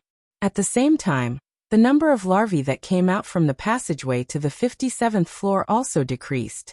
Under such circumstances, as the battle went on, the number of wyverns and larvae decreased. In the end, the larvae that had the powerful corrosive liquid as a weapon won the battle. They swallowed the magic stones one by one, wriggled their bodies, and started to move toward the south of the cavern, entering the passageway to the 59th floor. As the last larvae entered the passageway and entered the 59th floor, the cavern became silent. After a while, at the edge of the cavern, behind a dead cannon dragon, 3 figures slowly walked out. Those monsters actually entered the floors below. Leafia held her wand and carried her backpack. She looked at the entrance to the 59th floor in disbelief. It wasn't just Leafia. Even AIC was silent. They collectively hunted monsters of other races and swallowed the magic stones. They collectively moved to the other floors. Without a doubt, this was something that went against the adventurers' understanding of the underground city. However, the larvae that could spit out corrosive liquid easily did it. Monsters that can ignore the floors they are on, and monsters that can collectively do what only the enhanced species can do. Plus, there's a huge sale of monsters across floors that rarely happens. So this is the real reason why the so-called common sense of the 50th floor and above is useless here? That's right. Noah looked around the cavern that had become a mess. After a while he suddenly smiled. Things are getting more and more interesting. It was the right decision to come here. Compared to Noah's relieved smile, the surrounding environment was extremely miserable. There were places that were charred because of Lefia's magic. There were also places where the corrosive fluid of the larvae monster had become scorched and emitted a poisonous gas. There were also places that were full of craters because of the flying dragon's fiery bombs. There were also places where the magic stones were taken away by the larvae, and the bodies of the monsters were reduced to ashes. His appearance was as if he had been attacked by artillery. It was a horrible sight to behold. Those new monsters seemed to only be after the magic stones. The monster's loot seems to have been left behind. Noah stepped on the charred ground and counted the loot around him. Wyvern's fangs, wyvern's nails, wyvern's skin, and wyvern's skeleton. These are all valuable drops. If we collect them all, we can sell them for tens of millions or even hundreds of millions. There are no more magic stones. AIC murmured as she followed behind Noah. Only the magic stone of the cannon dragon that we killed hasn't been retrieved yet. That was why Xiaolong's corpse was still there. Only by retrieving the magic stones would the monster's corpse turn into ashes. Otherwise, it would be no different from a human and leave behind a corpse. Then let's go retrieve it. Noah shrugged. Otherwise, we've been hiding for so long. It's a little boring. When he noticed that the larvae monsters would target magic stones and magic stones, Noah stopped Lefia, who was planning to continue using magic. He even called back AIC, who had killed a few cannon dragons, and brought the two girls to hide. Without magic stones as a trigger, the larvae monsters targeted the monsters on this floor. They helped Noah, AIC, and Lefia to clear out the monster horde that could be considered an army of thousands. Noah and the rest reaped the benefits. Although the magic stones would be taken away, the larvae monsters did not target the loot. This batch of Varus loot, which was worth hundreds of millions, went into Noah, AIC, and Lefia's pockets. But, are we going to start collecting the loot now? Lefia asked, a little surprised. The loot here is very big. It takes up a lot of space in the backpack, right? Hearing that, Noah looked at Lefia with a half-smile, reminding her. With the tool called the gift card, Noah did not need to worry about the capacity and weight of the items he carried. Moreover, compared to this, shouldn't you be more worried about yourself? Noah sighed as if he saw through Lefia's stubbornness. You've used a few powerful spells. You must have used up a lot of your mental strength. It's best to replenish it first, right? Ugh. Lefia groaned as if she had been poked in a sore spot. This elven girl had always thought that it would be better to leave the precious items for the first-level adventurers to use instead of using them herself. That would be more beneficial for the upcoming exploration, right? However, this idea was obviously a dead end for Lefia. At this point, you should have realized that your magic can also play a role in the strategy this time, right? Noah said bluntly. You've been going down a dead end and causing your mental strength to be in a state of great depletion. When you're really needed later on, you can't even use a single spell. That will really be a burden. Are you willing to see that? Noah's words once again poked at Lefia's sore spot, dragging him down. That was something that Lefia could not allow herself to do. It's not just Lefia. Ace also needs to replenish. You've also used up a lot of your stamina and mental strength in the battle just now. Noah said in a tone that did not allow for any exceptions. Don't worry about not having enough recovery items. Finn is well prepared. There are still a lot of items in my gift card. You don't have to be so stingy for your own clan members. Upon hearing Noah's words, Ace and Lefia lowered their heads as though they were too ashamed to lift their heads. In the end, the two young ladies obediently took out spiritual potions to replenish their stamina and mental strength from their backpacks and started replenishing themselves. Meanwhile, Noah listened attentively to Athena and Draeger's words. I didn't expect the underground city to be able to nurture the dragon race, Draeger said in disbelief. If a Rubian were to witness this scene, he would definitely be shocked, right? Although nurturing life is the instinct of every race, what the underground city has done is equivalent to creating life, Athena said thoughtfully. That's the territory of God. It seemed that Athena and Drager had their own thoughts after witnessing the incredible underground city with their own eyes. On the other hand, Aster didn't seem to be interested in it. Otherwise, he wouldn't have remained silent. As for Orpheus and Lilith, they must be hiding in their gift cards and observing silently, right? At this thought, Noah looked towards the entrance of the passage in the south of the cavern again, feeling a little restless. Should I go in and take a look?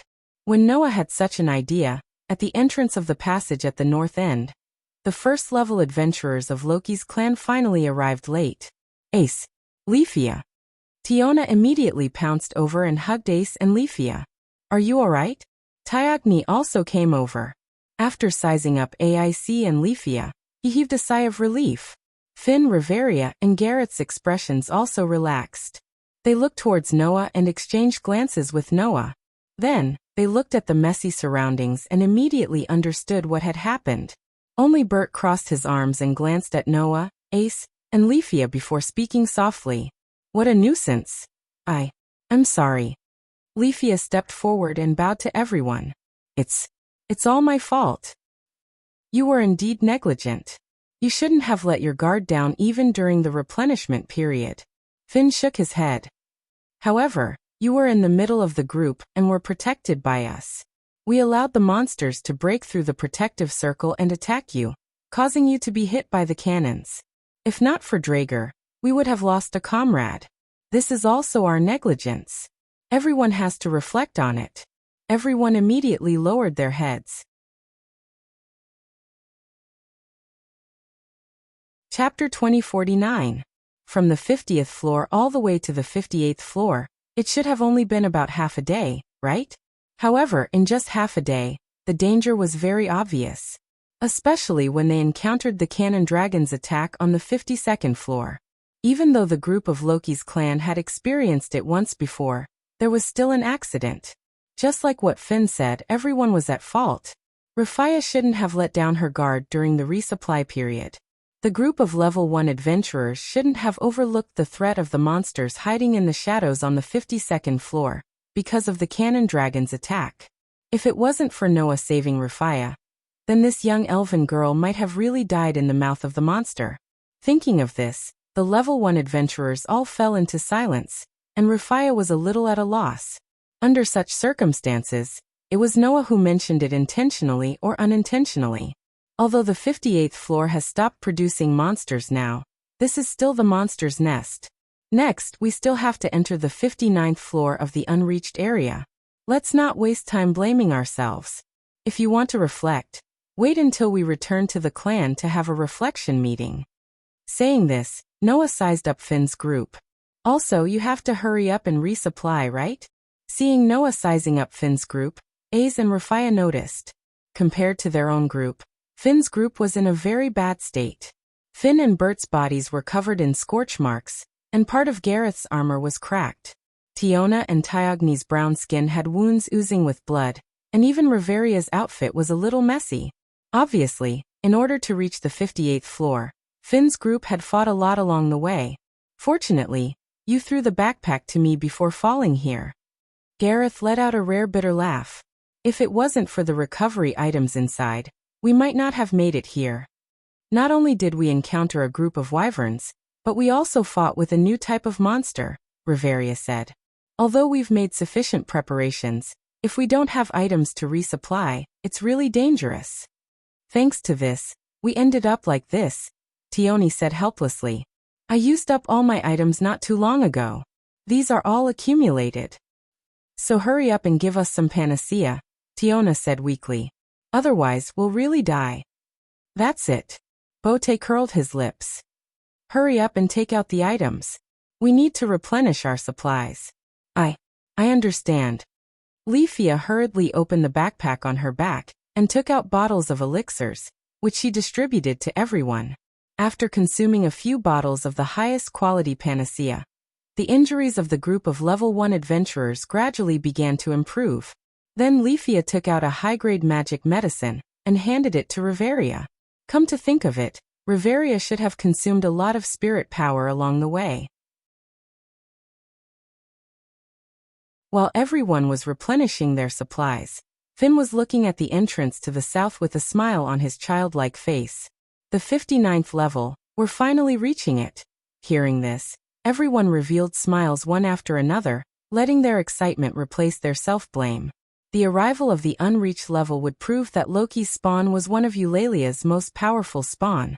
After all, that level was only reached by Zeus's spawn who had climbed to the peak. Entering that floor meant that Loki's clan had finally caught up with the footsteps of the clan that was once known as the strongest in the dungeon's exploration. This was undoubtedly a kind of glory for Loki's spawn. In response, Noah, AIC, and Leafia looked at each other. "What's wrong?" Finn asked directly when he sensed the abnormality in the three. "Is there something wrong?" Noah and AIC did not speak. Instead, they turned their gazes to Leafia. Leafia hesitated for a moment. Then, she told Finn and the others about the strange things they encountered on this floor one by one. "What?" Both Tiona and Tioni were shocked. "Those new monsters are all strengthened species that can consume magic stones." "You're kidding, right?" Bert's eyes became fierce. "I've never heard of an entire race of enhancers." Riveria and Gareth also furrowed their brows tightly. "My thumb is tingling, which tells me that this is definitely not a normal thing." Finn narrowed his eyes and looked at AIC. "And then? Did those new monsters enter the 59th level?" "Yes." AIC nodded and said softly. "I wanted to chase after them, but Noah didn't let me." "Of course he won't let you go," Noah said in annoyance. "Who knows what's on the 59th level? And what if Finn and the others came right after you left?" "That's right," Finn agreed. "We were attacked by the cannon dragon on the 58th level on the 52nd level. The levels below must be even more dangerous." "AIC, even if you once killed a LV, 6th floor master alone, I won't let you do whatever you want." AIC suddenly became dejected. Of course, AIC didn't know that the reason why Noah didn't let her go was actually because he had a little plan. That was to let AIC and Leafia stay here and wait for Finn and the others. Then he would go in. Unfortunately, before this little plan could be implemented, Finn and the others rushed over. "However, we must be prepared to fight the army of new monsters on the 59th level, Finn said. "Although I don't know if those new monsters will continue to go down, it's never wrong to be careful." Finn's words made Tiona and Tiorn's face bitter. "Do we have to fight those disgusting monsters again? Please spare me. Not only can those guys spray corrosive liquid, they can also self-destruct. Every time I kill them, I have to dodge them in a hurry. In the end, I still get hit by the splash a few times. I don't have AIC's magic to deflect the corrosive liquid with wind." While Tiona and Tiorn were complaining, Bert was also smacking his lips. Riveria and Gareth's brows were furrowed deeper and deeper, obviously feeling that the situation was getting more and more troublesome. After all, in the last expedition, they couldn't even step into the 52nd level. All of their weapons were dissolved by the larva-type monsters wandering on the 51st level. In the end, they had no choice but to retreat. Now the 59th level was right in front of them. The monsters that caused them to fail in the last expedition might also be there, so they couldn't help but feel troubled. "Hey Noah," Finn pondered for a moment and then asked, "How many magic swords do you still have?" "About 7 or 8. Noah replied. "You've acquired a total of 35 magic swords. Half of them are in the camp for the people in the clan to use. As for the remaining half, some are in the gift card and some are in the backpack. Looking at you guys, the magic swords in the backpack that I left for you should have been used. That's all that's left. 7 or 8. Finn frowned. The situation is a little grim. Finn and the others weren't afraid of the new monster's combat power, but their corrosive liquid. If it was just a spray, it would be fine. The worst thing was that the monsters would self-destruct if they were killed. In this way, close combat would be a lot more dangerous. If there's no other way, then let Riveria and Leafia use magic to deal with the new monsters, Gareth said. Moreover, Riveria also knows how to use defensive magic. With defensive magic, we can be at ease. That's the only way. Finn sighed and then looked at Noah with a serious expression. If it's really necessary, then just do it. Don't worry about us anymore. Noah raised an eyebrow. It seemed that Finn had seen through his plan. Bert, who didn't know what was going on, spoke in disdain. If relying on those small fries was useful, we wouldn't have had to run away the last few times. Shut up. Tiona immediately covered Bert's mouth, causing him to struggle madly. The others all looked at Noah. Under everyone's gaze, Noah finally sighed. I understand. Only then did everyone laugh. Chapter 2050. About half an hour later, the group of Loki's family members arrived at the southern end of the huge cavern. Standing in front of the pitch-black tunnel, everyone looked at each other before finally focusing their gazes on Finn. Under the gazes of everyone present, Finn stared at the entrance of the passageway in front of him. He licked his thumb with a thoughtful expression on his face as he muttered to himself. It's a little strange. Hearing this, everyone looked at each other. What's wrong?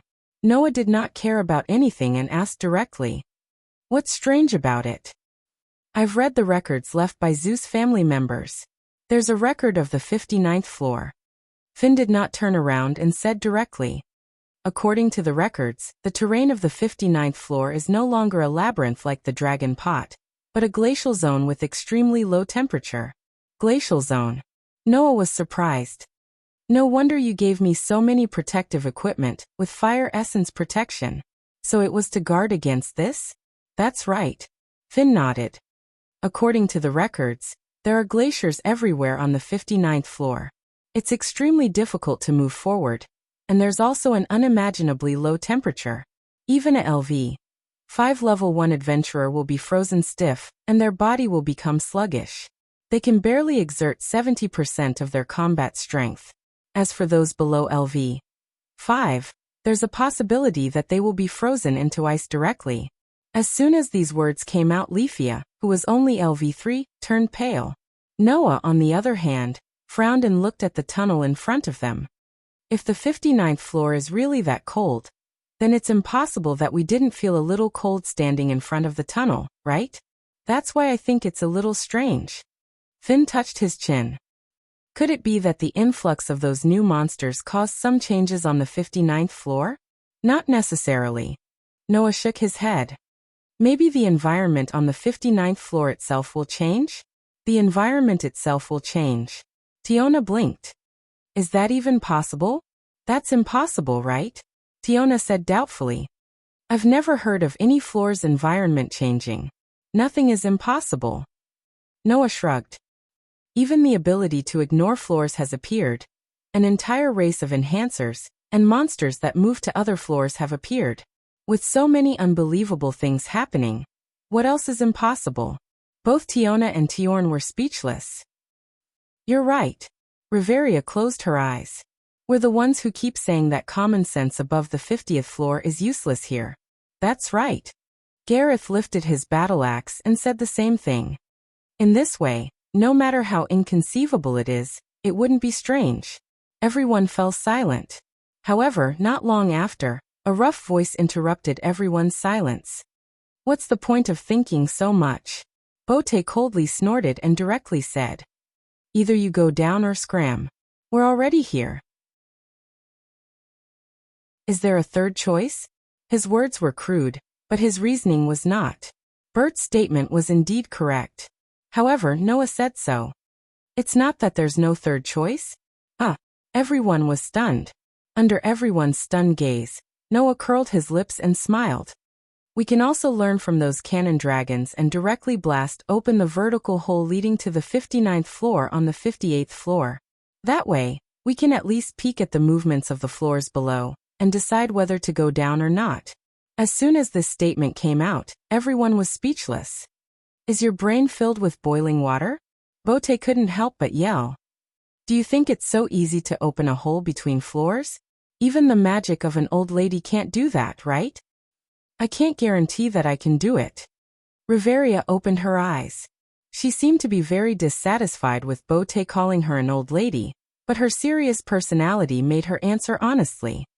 The cannon dragon is a monster specialized in cannon fire, so the power of the cannon fire is amazing.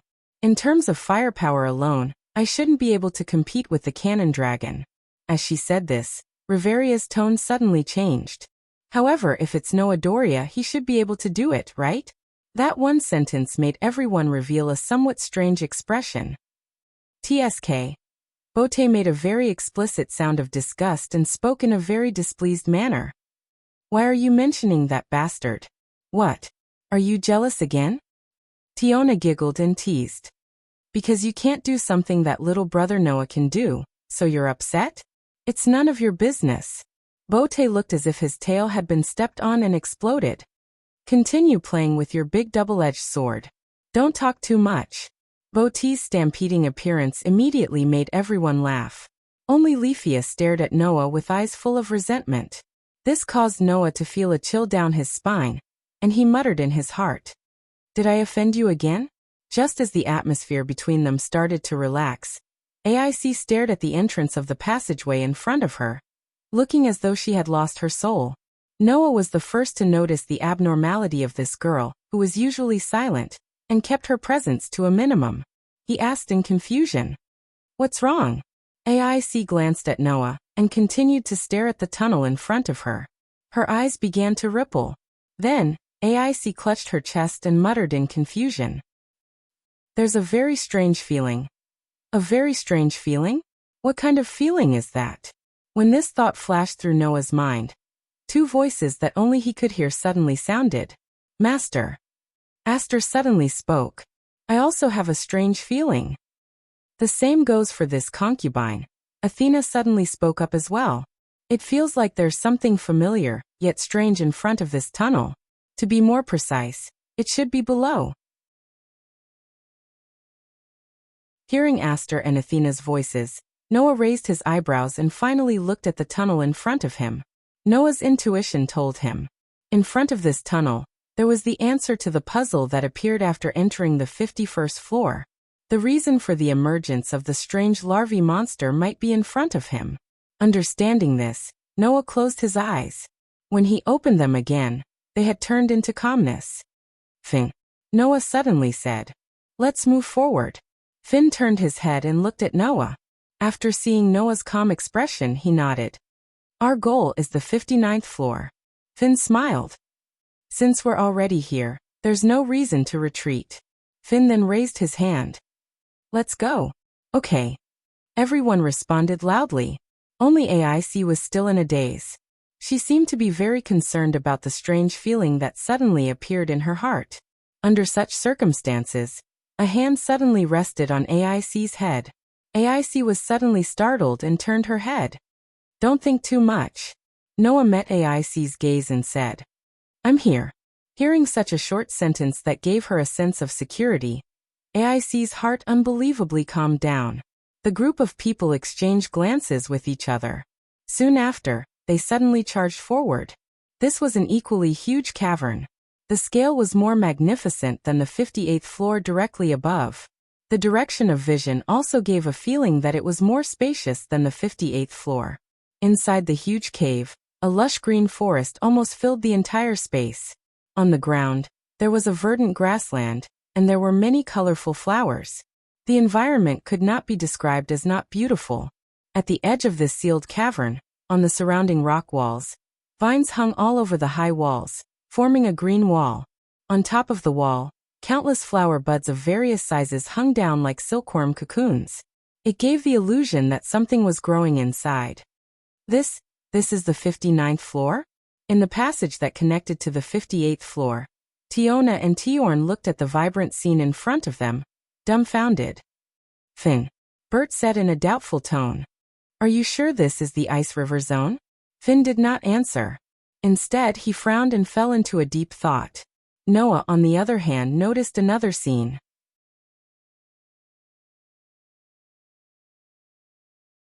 Chapter 2051.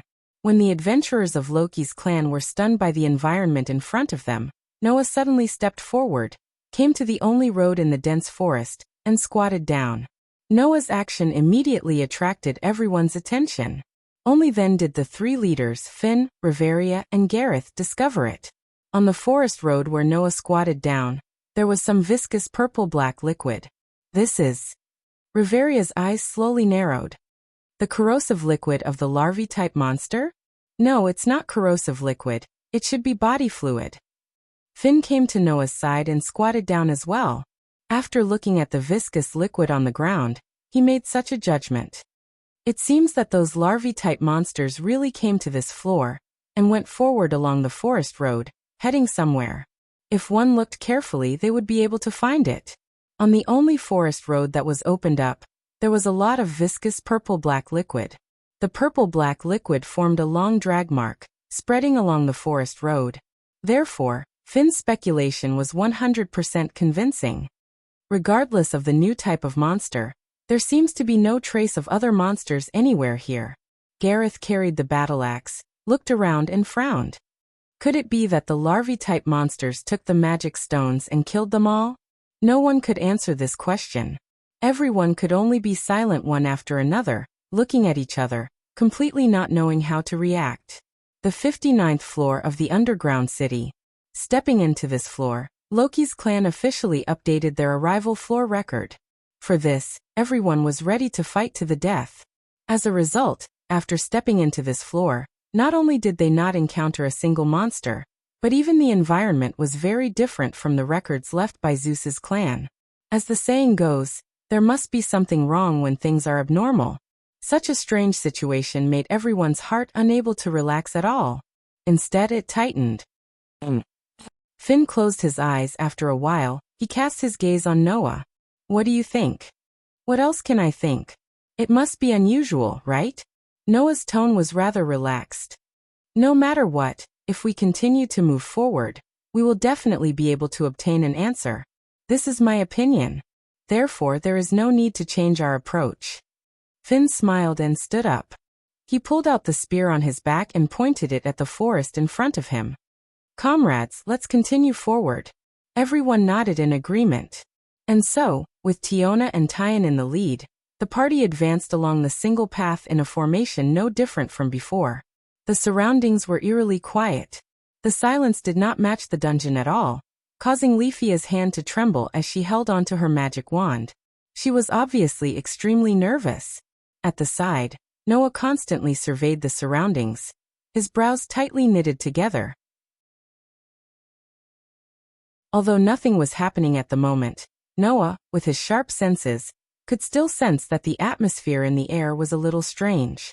The more they moved forward, the more they felt as though they were stepping into a quagmire. The extremely sticky air made Noah's pitch-black eyes flicker slightly, and he couldn't help but quicken his pace. As he quickened his pace, everyone also unknowingly quickened their pace along with Noah and passed through the forest. Not long after, the monotonous trees in the surroundings began to disappear, and the field of vision in front of them widened. Noah and the rest walked out of the forest and stepped into a gray land. Looking at the vast wilderness in front of them, they were all speechless. Pitter-patter, pitter-patter. Amidst the sounds of viscous objects squeezing each other, countless yellow-green meatballs gathered together in the endless gray wilderness in front of them, covering the entire land. A dense group of larva-like monsters wriggled their bodies while surrounding a massive object, as though they were the subjects of a king. Their elastic but disgusting bodies wriggled up and down, making one shudder in fear. And the massive object that was surrounded by a large group of larva-like monsters was a creature that made one doubt their own eyes. It had beautiful and lustrous long hair draped over its back. It had slender arms, a graceful figure, and a goddess-like appearance. Its body was covered with a colorful coat, but its skin was as green as a plant. Although it had a beauty that could take one's breath away, it didn't have any life, just like a doll. Although the skin color was a little strange, there was no doubt that it was an extremely beautiful girl. However, such a beautiful girl, only the upper body belonged to the category of human, but the lower body was a real monster. It was a lower body made up of huge petals and countless tentacles. With a goddess-like upper body and a monster-like lower body, the massive object that was beautiful and ugly, sacred and evil stood in the middle of a group of larva-like monsters, as if it had fallen into a deep sleep. Its body was wrapped in vines, and its eyes were tightly closed, looking very peaceful. However, during its sleep, the countless tentacles on the lower body of the behemoth kept wriggling, reaching out to the surrounding larva-like monsters. Whenever the tentacle reached in front of a larva-like monster, the the larva-like monster would open its mouth. Then the tentacle would directly drill into the larva-like monster's mouth, and after a while, it would pull out a magic stone. That was undoubtedly the magic stone of the larva-like monster. After losing the magic stone equivalent to life and soul, the larva-like monsters whose magic stones were taken away immediately turned into ashes and piled up on the ground. And those magic stones were stuffed by the tentacles into the petal-like lower body. There, a big mouth covered with mucus and fangs opened like a man-eating flower, constantly swallowing the magic stones that were stuffed over. The scene beyond everyone's imagination made everyone in Loki's clan fall into a state of shock, and they couldn't recover for a long time. I finally understand. Noah sighed. I understand why those larva-like monsters are like strengtheners, plundering the magic stones of other monsters, and why they collectively migrate to other floors. Unfortunately, I also understand. Finn took a deep breath and stared straight ahead. The larva-like monsters will plunder the magic stones of other monsters, not because they are all strengtheners, but because there are other existences controlling them, letting them go to other floors to plunder magic stones, and then return here to contribute the strengthened magic stones to the controller. This was the reason why the larva-like monsters would collectively plunder the magic stones of other monsters, and why the larva-like monsters would collectively migrate to other floors. In the final analysis, it was not because the larva-like monsters were all beyond common sense, but because there was an existence beyond common sense controlling them. That was the behemoth that was surrounded by the larva-like monsters. A female monster that was different from the larva-like monsters, but was controlling the larva-like monsters. Seeing the large group of larva-like monsters constantly contributing the strengthened magic stones to the female monster, everyone shuddered. That monster, has it been devouring the strengthened magic stones with this efficiency all the time? Tiona's lips were a little pale. Then how powerful did it get? Does it even need to be said? Tiona bit her lip, stared fiercely at the behemoth of the female monster, and said so. If there is a floor master on the 59th floor, then it's her. The cannon dragon on the 58th floor was as high as LV5. The female monster that occupied the 59th floor, according to the calculation method of the floor master, was 2 levels higher than the monsters on this floor. In other words, the female monster was at least a LV7 floor master. It might even be higher than that. Just when everyone understood the meaning behind this, AIC stared blankly at the female monster. She suddenly shook her head as if she had lost her soul. No. No. AIC's strange behavior attracted everyone's attention. However, before the crowd could react, AIC abruptly spoke. Quick. Let's go. This sentence was greeted by the 2 sword spirits that only Noah could hear. No. It's too late. As soon as the voice fell, a shocking sense of horror suddenly descended.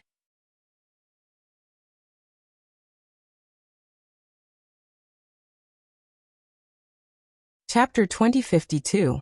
At this moment, everyone, including Noah, raised their heads abruptly and focused their gazes in front of them. Then everyone saw it. In the vast wilderness covered in grayish-black ashes, the female monster that had been devouring the magic stones of the larvae abruptly stopped.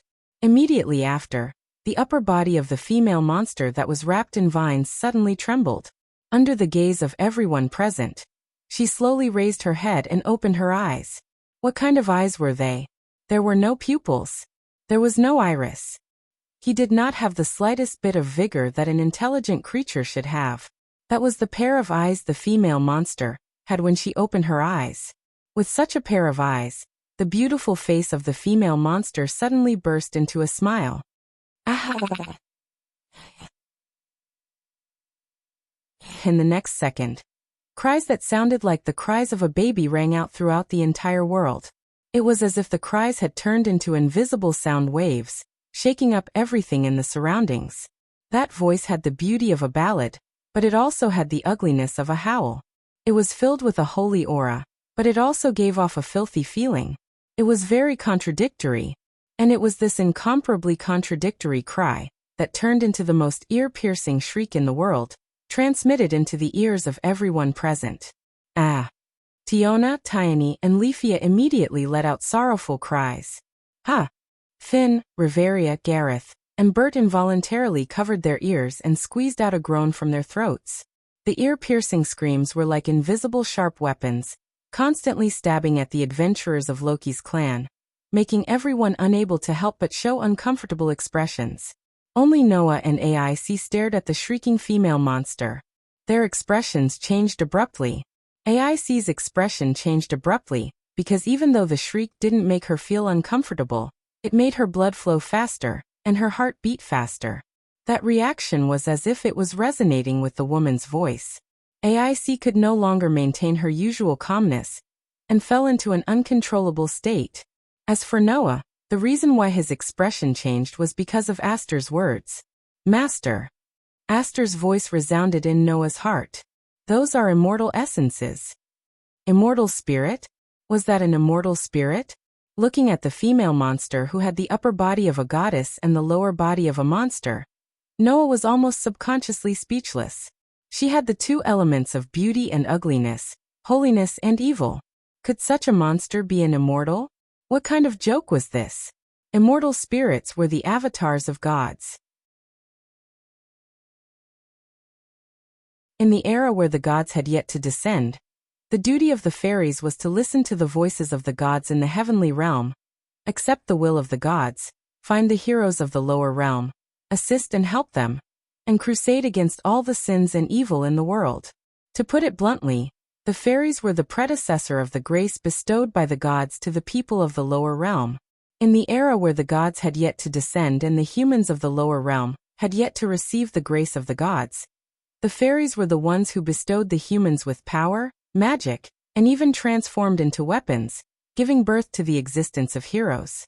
That kind of existence was the thing in front of him that was neither human nor strange. I know you don't want to believe it, but it should be the truth. Athena seemed to have seen through Noah's thoughts and said, You said before that the fairies of this world and the elemental fairies of the elemental fairies have the same effect, and can be categorized as the same existence. If the woman in front of us is really an immortal spirit, then it can explain why I and the Holy Sword fairies felt a familiar, yet unfamiliar aura. But the fairy in front of us is no longer pure, Aster said with a very unique and emotionless voice. The monsters of this world can increase their power by devouring magic stones, and become the so-called enhanced species. Then it is very likely that in the past, a fairy was devoured by a monster and fell into depravity and madness, just like the magical fairies of the elemental fairies. The filthy fairy. That was the true identity of the woman in front of him.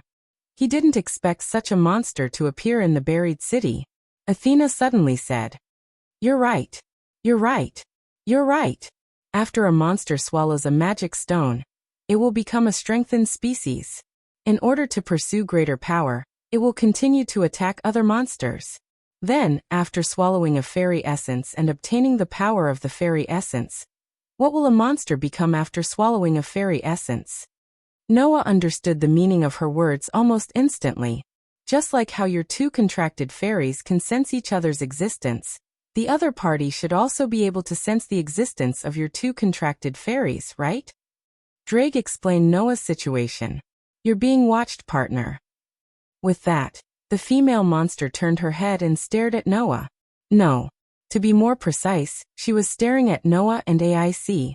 Soon after, the female body cried out in joy as she let out a pleasant voice. Can't find you guys. All of a sudden, apart from Noah, everyone present felt as if their hearts were being squeezed tightly by an invisible hand. Their eyes suddenly widened. The sense of terror in the air suddenly reached its peak. Noah's eyes narrowed and he suddenly shouted, Disperse. Everyone present shuddered at the same time. Immediately after, apart from Leafia who did not have time to react and was hugged by Noah, the rest of the first-level adventurers all scattered at an alarming speed as though they were conditioned reflexes. Whoosh whoosh whoosh whoosh whoosh. Almost at the same time, a series of sharp air-piercing sounds were heard in the sky. It was the sound of the filthy immortal fairies' tentacles turning into spears that pierced through the air and shot down like raindrops. The countless tentacles shrouded down like a torrential downpour and landed heavily on the spot where Noah and the others were a second ago. Bang bang bang bang bang. A series of explosive sounds rang out. The tentacles that had turned into long spears that descended from the sky carried a terrifying power. They suddenly shattered the ground and pierced through the rock plates, setting off a violent gust of wind. Mixed with a large amount of sand, they shook in all directions. A terrifying shockwave swept out, causing the people who had scattered out of reflex to be affected. One by one, they were blown away, smashing heavily onto the ground. After rolling a few times, they flipped over and jumped up. Noah, who was protecting Leafia, was also affected by the violent shock wave. However, he relaxed his body and drifted away like a lone boat that met a huge wave. He only landed on the ground when the shock wave stopped expanding. As a result, apart from Noah and Leafia, the rest of the first-rank adventurers were reduced to such a sorry state in a single encounter. Ha ha ha ha ha ha ha ha. The female monster seemed to be amused by the sorry state of AIC and the others. Like an innocent little girl, she let out a bell-like laughter. With such laughter, the filthy immortal fairy glanced at Noah, and then at AIC and shouted excitedly, "Eat you them." Athena's words hit the bull's eye. The filthy immortal fairy really intended to eat Aster and Athena. Perhaps the reason why the filthy immortal fairy suddenly woke up was because she sensed Aster and Athena, who were almost the same kind of immortal fairy. Noah had been targeted. And it wasn't just Noah. Even AIC had been targeted. The sense of terror that permeated the air increased once again. You. AIC looked at the filthy immortal fairy with eyes that had never wavered before. Why? Seeing AIC's abnormal behavior, Tiona, Leafia, and Bert didn't think much of it. However, Finn, Riveria, and Gareth seemed to know something and gritted their teeth. The female immortal fairy turned her gaze and stared at AIC, smiling happily. "Here.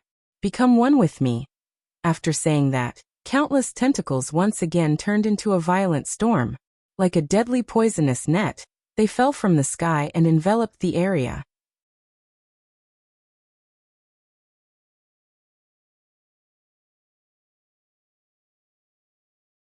Chapter 2053. Bang. In the middle of the vast cave, in a gray wilderness, a terrifying shockwave violently shook the surroundings following the sound of an explosion. Like a typhoon, it blew through the forest, causing the trees to sway wildly. In the center of the shockwave, the first-level adventurers of Loki's clan were dodging the thick tentacles falling from the sky in a sorry state. Every place they stood was smashed by the tentacles with terrifying power, shattering one piece after another. Suddenly, in the vast wilderness, the roar of the tentacles smashing the ground reverberated endlessly, like thunder falling on the ground, extremely shocking people's eyes. All the first-level adventurers of Loki's clan desperately dodged. It was not easy for them to stabilize their bodies. Relying on their LV5 and LV6 ability values, they barely dodged all the attacks. Hee. During this period, the gigantic female monster had been letting out cheerful and pleasant laughter. She didn't show any mercy when she attacked. Her thick tentacles seemed to have turned into cannonballs at this very moment, constantly bombarding the surroundings, stirring up waves of impact and sand. That expression was simply like a playful girl playing with water. Perhaps, for that filthy fairy, the battle in front of her was actually no different from playing around. Under such circumstances, the first-level adventurers of Loki's clan found it more and more difficult to dodge. Everyone. Being held in Noah's arms, Leafia, who could smoothly avoid the bombardment of the storm without any effort, looked at her companions who were in danger, and could not help but cry out anxiously. Noah held Leafia tightly in his arms, while dodging the whip shadows of the tentacles that attacked fiercely, while looking at the group of Loki's clan members who were finding it more and more difficult to dodge. His empty hand slowly clenched, and traces of magic fluctuations emerged on it. "What's wrong?" Drake spoke. "Are you going to make a move?" Hearing this, Noah hesitated for a moment. After a while, he actually dispersed the magic power gathered and whispered such a sentence. "Wait a little longer. They haven't reached their limits yet." "Is that so?" Drake said non-committally. "You treat those people really well." "Not bad. Is it not bad to leave him in the lurch?" If it were another situation, he definitely wouldn't say that. However, if Noah did not make a move here, it was indeed not bad. In the dungeon, there was an unwritten rule. That is, you can't take the prey of others without permission. The monsters that adventurers dealt with were not only a source of wealth, but also factors that could make them stronger. After all, the adventurers who received the favor needed to kill monsters to gain experience points, which could be used to strengthen their ability points. The reason why Noah hadn't made a move all this time, and took the initiative to kill the enemy, was because killing monsters didn't benefit him at all. However, for the people of Loki's clan, it was a period of experience points that could make them stronger. Leaving all the monsters to AIC's group to deal with would allow them to reap the best rewards. If all of them were to be dealt with by Noah, it would be harming others without benefiting himself. It was precisely because he saw through Noah's thoughts that Finn told Noah before that if it was really necessary, then don't worry about them and just make a move. Now, in the face of the current world's peak monsters whose strength was enough to surpass LV7, the adventurers of Loki's clan were already forced into a dead end. However, Noah still thought that it was not the time to make a move yet. When Finn and the others reached their limits, the experience points would be the most precious. Thinking of this, Noah still decided not to make a move and wait for a while. With this observation, before the adventurers of Loki's clan had time to erupt, the Immortal of Filth took the initiative to erupt. Fire, come, with such a light and pleasant voice, a huge magic circle suddenly unfolded in front of the Immortal of Filth. What? Seeing this scene, everyone of Loki's clan was shocked. Impossible. Leafia also exclaimed in shock. What did they see? They saw that the monster was using magic. How? How is this possible? Riveria showed a rare look of shock. How can a brutal monster that follows its instincts cast a spell that requires a focused mind to control the reins of magic and chant the spell? Magic was the power of knowledge. This was a famous saying that the people of this world recognized. Whether it was the chanting of spells or the control of magic, it was inseparable from the support of knowledge. Therefore, mastering magic had always been a privilege of the people of the lower realm, and there had never been a monster that could use magic. However, the Immortal of Filth in front of them seemed to want to subvert everyone's understanding, and with a pleasant voice, it kept chanting. What's more, it was an extraordinary singing. Roar, roar, fire vortex, red lotus cliff, roar of karmic fire. Borrow the power of the sudden strong wind. Seal the world. Burning sky, burning earth, burning ocean, burning spring, burning mountain, burning life. Turn everything into scorched earth. Fire the cannon of anger and sigh. Pay the price with the life of my beloved hero. The Immortal of Filth's voice seemed to be singing, and it fluently chanted long paragraphs of incantation, causing everyone in Loki's clan to be shocked. There were two reasons for the shock. One was the incantation that the Immortal of Filth was chanting. That was obviously a chant for a super long text. Using such a long incantation to release magic, the power was definitely shocking. At least, although Riveria's magic also had a long chant, the scale was not as big as the Immortal of Filth's. In addition, the Immortal of Filth's chanting speed was shockingly fast. Even Riveria needed a long time to chant the incantation, but the filthy Immortal used less than 3 seconds to chant the large number of incantations. This made everyone realize something. Death was coming. Riveria. Finn's voice lost its calm for the first time. Open the barrier. No. Riveria also lost her composure and shouted loudly. It's too late. Hearing this, Tiona and Tiorn showed a frightened expression.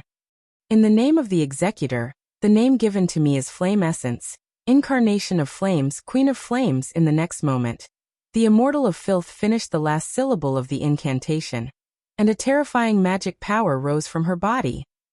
No. Leafia's pretty face turned pale. Damn it. Bert growled. This is too much of a joke. Gareth's lips trembled. Under such circumstances, the female monster abruptly smiled and softly chanted the true name of the super-long chant spell. Firestorm. Fiery red color dyed the entire world. Boom. Accompanied by a violent explosion, A terrifying flame burst out from the magic array in front of the Immortal of Filth. It turned into a red storm that swept out with shocking heat. The fiery red high-temperature storm almost became a tornado that reached the ceiling of the cave and shook in all directions like the explosion of a star. The gray earth was burned to ashes. The forest in the distance spontaneously combusted.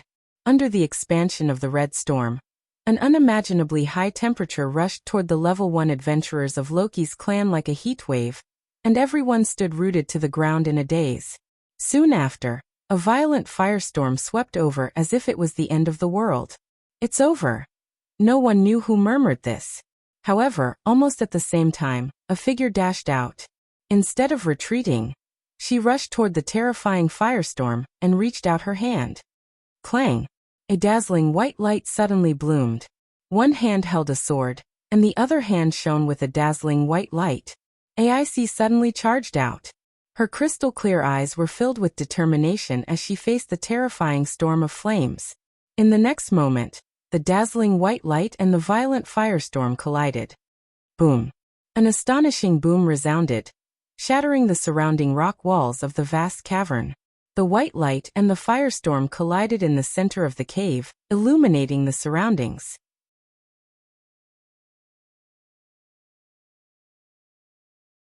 Chapter 2054. Woo woo woo woo. In front of the raging waves of flames, AIC raised her hand that was shining with a dazzling white light. She continuously refined her mental strength, causing the brilliant white light to become more and more dazzling. Gradually, it covered the surrounding fiery red color. AIC, seeing that AIS was able to withstand the destructive firestorm alone, the Grade 1 adventurers of the Loki clan finally reacted. Noah was also looking at AIC. His eyes lit up when he saw the dazzling white light erupting from AIC's body and withstanding the violent waves of fire. That girl can already use crush to such an extent. Perhaps it was because of the eruption before a great catastrophe? All in all, the crushing magic that AIC had used up almost all of her mental strength to cast was so dazzling that it could light up the entire cavern that was bigger than Eulalia. The dazzling white light swallowed the storm of flames bit by bit. Finally, it completely enveloped the violent storm of flames. Wong! A trembling sound suddenly rang out. The fiery storm that was covered by the dazzling white light was divided equally by the white lines that suddenly appeared. Bang! In the midst of the explosion, the firestorm that was covered in white lines suddenly exploded, turning into a wave of fiery red wind. Mixed with sparks that filled the sky, it spread out. AIC, who had just managed to shatter the firestorm with great difficulty, was unable to dodge the incoming shockwave and was blown away. Miss AIC. Rafia was shocked. Tiana and Tyan charged forward, leaping into the air and catching AIC, who was flying backwards like a cannonball in their arms. However, the force that sent AIC flying was very powerful. Even though the Amazon sisters were LV5, they were still pushed back fiercely in the instant they caught AIC in their arms. They only stopped after sliding back for more than 10 meters. Ugh! Both Tiona and Tiona let loose a muffled groan as their slender arms became slightly numb. Cough cough. AIC directly knelt on the ground and coughed a few times. Her beautiful face had almost lost all color. It wasn't all caused by the injury. It was also due to the large consumption of mental strength. However, in the end, AIC relied on herself to block the terrifying firestorm and saved everyone's lives. The Immortal of Filth seemed to be very dissatisfied with the result and let out a tantrum cry. Seeing this scene, Finn, Gareth, and Bert rushed to the front of AIC, Tiona, and protected the three girls behind them, and pointed their weapons at the female monster with vigilance. AIC. Riveria went to AIC's side and squatted down and supported her. "Are you okay?" AIC said weakly. Her eyes were filled with unconcealable exhaustion. "I'm fine. I can't tell at all," Riveria said bluntly. "I'll reply to you first. The elixirs are here." Leafia hurriedly carried a large backpack and ran to AIC's side. She hurriedly rummaged through the high-grade elixirs and high-grade magic elixirs and stuffed them all to AIC. "Miss AIC, hurry up and heal." AIC heard Leafia's words and knew that now wasn't the time to be stubborn. She accepted the 2 bottles of elixirs and began to heal. However, it was obvious that the enemy wasn't even willing to give AIC time to heal. "O Earth Roar!" The melodious voice that sounded like a ballad rang out once more. The adventurers of Loki's clan widened their eyes in shock. Shortly after, a pitch-black magical formation unfolded beneath the Immortal of Filth and released pitch-black mana. Undoubtedly, the Immortal of Filth had just used a powerful spell a second ago. Logically speaking, even if she still had some mental strength left, there should be a slight cooldown time after casting such a powerful spell. However, the Immortal of Filth overturned common sense once more. She didn't need the cooldown time after casting the spell, and began to chant once more, causing a surge of mana to rise. Old hag.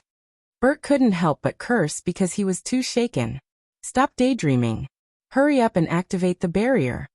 In fact, before Bert even spoke, Riveria had already begun to move. Dance, fairy of the air, master of the light, I have made a pact with the guardian god of the forest. I hope you will play the song of the earth to envelop us and protect us. I implore you to turn into a giant wall of light to protect us.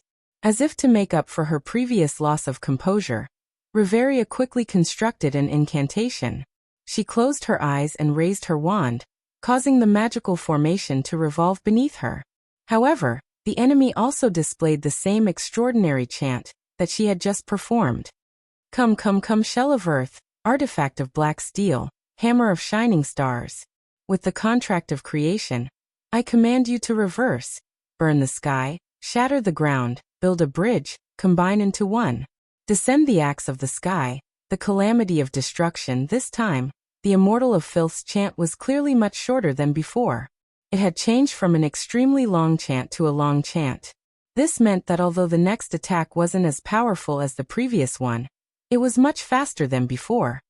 In the name of the Executor, I command the name Goblin, embodiment of Earth, Queen of Earth. The Immortal of Filth's incantation speed was astonishing, easily surpassing Riveria, who was also chanting a long chant. In the end, the Immortal of Filth still managed to cast her spell before Riveria did. Meteor shower. The light that blossomed from the pitch-black magical formation beneath the Immortal of Filth suddenly converged into a beam and soared into the sky, disappearing into the ceiling. Instantly, the ceiling of the huge cavern turned into a pitch-black night sky. Then a meteor shower enveloped in black light appeared. Whoosh, whoosh, whoosh, whoosh, whoosh. Sharp piercing sounds rang out, causing meteors to fall from the sky, turning into pitch-black streams of light that enveloped the area below like raindrops. In the nick of time, Riveria promptly released her own defensive magic. Dimension interception. A transparent light screen rose in front of everyone, protecting everyone behind the barrier. Then, the meteors directly fell on the transparent light screen. Bang, bang, bang, bang, bang. Explosions rang out one after another. The heavy meteor shower bombarded the transparent light curtain and exploded, setting off waves of astonishing flames and shock waves. The scene that seemed to be constantly bombarded by artillery fire made everyone behind the transparent light screen break out in cold sweat. On the other hand, Riveria gritted her teeth. Just like AIC, she continuously refined her mental strength into mana and infused it into her defensive magic, holding on bitterly. So far, Riveria's defensive spell had saved her companions in the clan countless times. That defensive spell, called Dimension Interception, was famous for its sturdiness and had never been breached. Unfortunately, today, Riveria's fortress was destined to be breached once. Crack! An incomparably subtle but exceptionally ear-piercing cracking sound came from the transparent light screen. At this moment, everyone's complexion changed. Just when everyone couldn't help but despair, a heavy voice abruptly interrupted. Boost. The moment that heavy voice sounded, an incomparably malevolent gauntlet was placed on Riveria's shoulder. Transfer. On the back of the gauntlet, a sparkling and translucent jade flashed with light. At the same time, Riveria felt a powerful force suddenly flowing into her body, fiercely increasing her strength by a large margin. Clang. The transparent light screen standing in front of everyone suddenly blossomed with dazzling light and became a lot thicker. Bang bang bang bang bang. The meteor shower bombarded the light screen from the sky, setting off terrifying flames and shockwaves, but it was unable to shake the light screen. This situation made everyone's spirits rise as they looked at Riveria's side.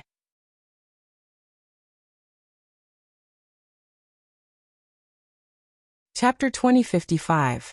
At some unknown time, Noah had silently appeared beside Riveria. His gaze was still fixed on that huge female monster, but his hand was on Riveria's body. However, in that hand a sinister, dragon claw-like scarlet-red hand covered everything. It tightly gripped Riveria's shoulder, and the jade on the back of the hand blossomed with radiance. That's Tiona, Tyone, and Leafia recognized the gauntlet almost immediately. Although Finn, Riveria, and Gareth had never seen a gauntlet before, they were still able to determine what it was based on the current situation. What's that? Bert was the only one who didn't know what was going on, but he understood one thing.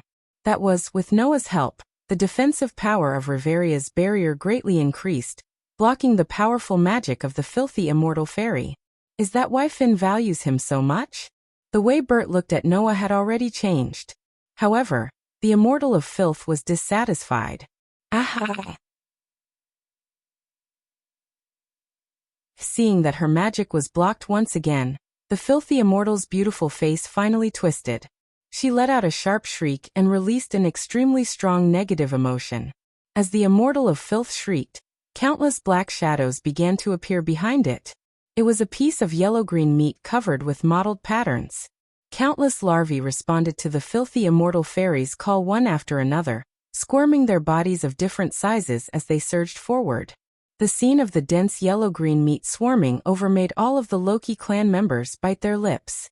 Even Finn was considering whether he should retreat here, return to the camp, and end this expedition.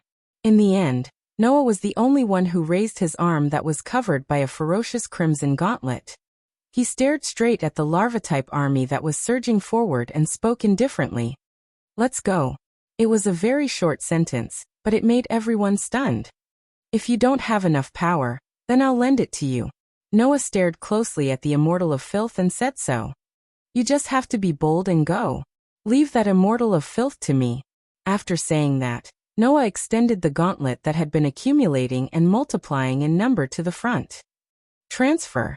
The heavy but exceptionally clear voice made the crimson gauntlet blossom with a brilliant light that enveloped everyone around it. Under the shroud of that light, everyone felt it very clearly. An extremely powerful force ran through their bodies and flowed throughout their bodies. The powerful force brought an instant feeling of omnipotence, making every adventurer of the Loki clan close their eyes and feel the power flowing in their bodies. When they opened their eyes again, all of them were burning with fighting spirit. There was no need for words. No need for extra motivation. The powerful force flowing in their bodies made every adventurer of Loki's clan feel hot all over, and their fighting spirit instantly rose to the peak. Go. Following Finn's order, except for Riveria and Leafia, the rest of the adventurers stomped on the ground and rushed out. Ooh! Finn, Gareth, Bert, Tiona, and Tiona all roared and bravely charged into the group of monsters. A's body was surrounded by a whirlwind-like whirlwind. Her pair of crystal-clear eyes flickered with a frightening expression, as she also charged into the group of monsters. On one side was an endless army of larvae. On the other side was an adventurer group whose power had skyrocketed. The two sides met after a second, and launched a fierce confrontation. The spear in Finn's hand at this moment turned into a windmill that swept away thousands of troops.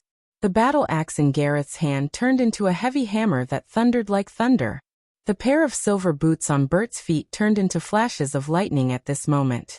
The dual blades and battle axes in Tiona's hands also turned into raging waves of wind and rain at this moment. The group of level 1 adventurers charged into the army of larvae. The tips of their spears, axes, boots, and swords repeatedly fell on the bodies of the larvae and beheaded them on the spot. Poochie poochie poochie poochie. The sound of silk being torn apart constantly echoed, causing the larvae to fall one after another. Bang bang bang bang bang. The larvae that fell immediately exploded one after another, causing purplish-black corrosive liquid to spray in all directions. Finn's group, whose power had skyrocketed, completely ignored the corrosive liquid splashing towards them. They charged into the group of monsters at an astonishing speed. Even if the corrosive liquid touched their bodies, it would immediately be blocked by a layer of faint green or white light. It couldn't touch Finn's group at all. The green and white light were naturally the magic of Riveria and Leafia. Echo, pass on the wishes, robes of the forest, holy grail of exorcism, transform into a shield. The two elven archmages raised their wands high up as magic circles revolved beneath their feet. Their bodies rippled with refined mana as they chanted pleasant incantations with light voices while buffing Finn's group with defensive spells one after another, protecting their companions as they charged into the horde of monsters. Under such circumstances, Finn, Gareth, Bert, Tiona, and Tiona's group charged even more fearlessly. The weapons in their hands danced like bolts of lightning as they beheaded one monster after another. As for Aze, who was surrounded by whirlwinds, she didn't even need to cast defensive spells. She relied on the invisible winds that wrapped around her body to deflect the corrosive liquid from the larvae's self-destruction.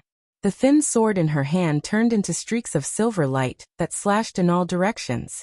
For a time, the endless army of monsters couldn't even touch the people of Loki's clan. They were killed several times by AIC's group, and their numbers decreased sharply. At this moment, Aze, Finn, Gareth, Bert, Tiona, and Tyogni had all become meat grinders, shredding all the monsters in their path. In less than 30 seconds, they had killed 1/10 of the larvae army. Ah! The female monster let out a furious shriek. As if she couldn't bear to watch any longer, a terrifying amount of magic power surged from her body. Fire, come! That was the beginning of a long chant spell called Firestorm. Roar, roar, roar! Fire vortex, Red Lotus Cliff karmic roar, borrowing the power of the sudden strong wind to seal the world. The burning sky, the burning earth, the burning ocean, the burning springs, the burning mountains, the burning life, turning everything into scorched earth, setting off the horn of anger and sigh, paying the price with the life of my beloved hero. She began to chant again, and the mana that rose from the female monster became more and more terrifying.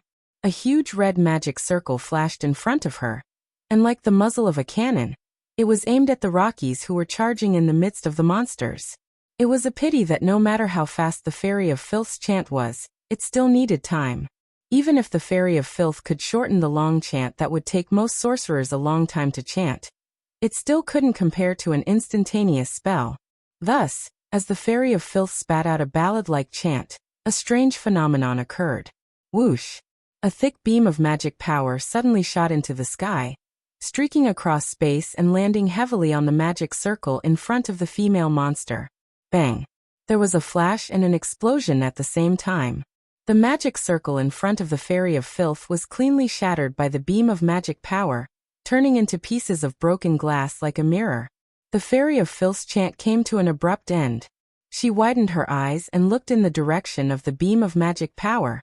There, Noah raised a hand, his dark, deep eyes meeting the Fairy of Filth's shocked gaze. Magic power that was far more powerful than the Fairy of Filth surged from his body.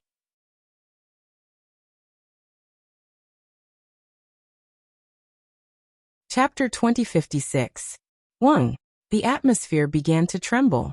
The terrifying mana fluctuations turned into surging gales that continuously swirled within the huge cavern.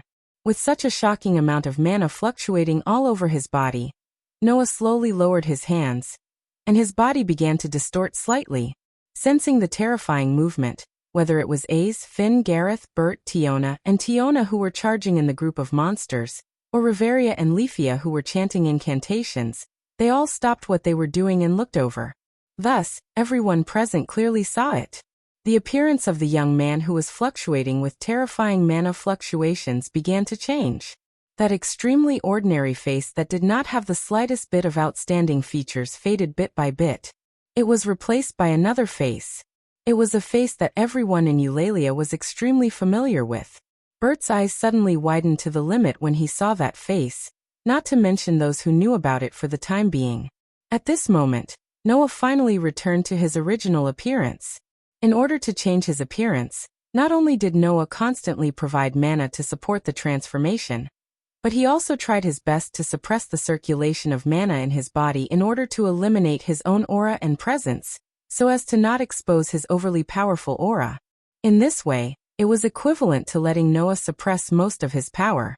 Now that Noah had slightly used his true form, the mana in his body could no longer be suppressed. It rapidly surged like a raging wave, causing Noah's aura and presence to skyrocket. He did not even maintain his transformation, and returned to his original appearance. Under everyone's gaze, Noah met the immortal of filth's still astonished gaze and narrowed his eyes. I don't know who you are, nor do I know why you were devoured by monsters and turned into this filthy appearance. But I know that if you still have your rationality before you were devoured, you must be in great pain to see yourself like this, right? Noah said softly. So you can be free here. With that, the mana fluctuations that surged from Noah's body gradually began to transform into phosphorescent energy. The phosphorescent energy was like a flame that burned on Noah's body bit by bit, until it became extremely violent, and reached the ceiling of the cavern. That incomparably violent power caused everyone in Loki's clan to fall into shock. Then, everyone present realized what was going on. Noah was ready to crusade against the filthy immortal. He was going to crusade against a female monster that could even surpass Eulalia's most powerful LV7 magic power. Mr. Noah. Leafia could not help but speak up. Please wait. Don't. Noah did not turn his head. His voice was strong and powerful as he looked at the immortal. My opponent is just a fallen immortal. My Aster will never lose. Aster. Leafia was startled. Aster? Finn and the rest were stunned as well. Aster. AIC muttered the name softly. Aster. The immortal of filth also tilted his head, and repeated the name of the strongest sword spirit like a parrot. Under such circumstances, Noah smiled indifferently. Open your eyes wide and see clearly. Noah raised one hand and said, What is a true immortal? On the back of Noah's hand, the crisscrossing sword imprint formed by the sword spirit suddenly lit up, bursting with a burst of dazzling light particles that suddenly appeared in the air and slowly floated out.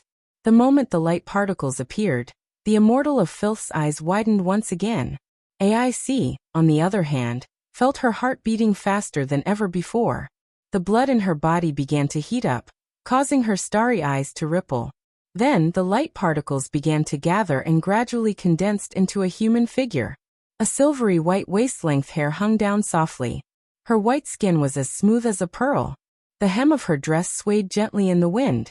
A pair of mysterious eyes gradually opened, shining like gems. The petite elven girl appeared in the dazzling light and landed on the ground. That's Finn, Riveria, Gareth, Bert, Tiona, Tyagni, and Rufia were all stunned. AIC's eyes couldn't help but waver. She looked straight at the petite elf girl and squeezed out two words with difficulty. Immortal essence, beautiful, holy, pure, stainless. These words seemed to have been prepared for the girl who appeared in the light, and all of them gathered in that petite body. That's right. This was a true immortal. Ah. The immortal of filth looked at Aster in a trance, and his entire body began to tremble. Ah! The filthy immortal fairy's joyful cry echoed in the air like a roar. The female monster, who was in pursuit of great power and craved to devour immortal essence, instinctively felt that it was the most delicious food. Therefore, the filthy immortal spirit cried tears of joy. Aster. The filthy immortal fairy, on the other hand, repeated the name she had just learned in an innocent and happy voice. Eat you. Become one with me. Aster.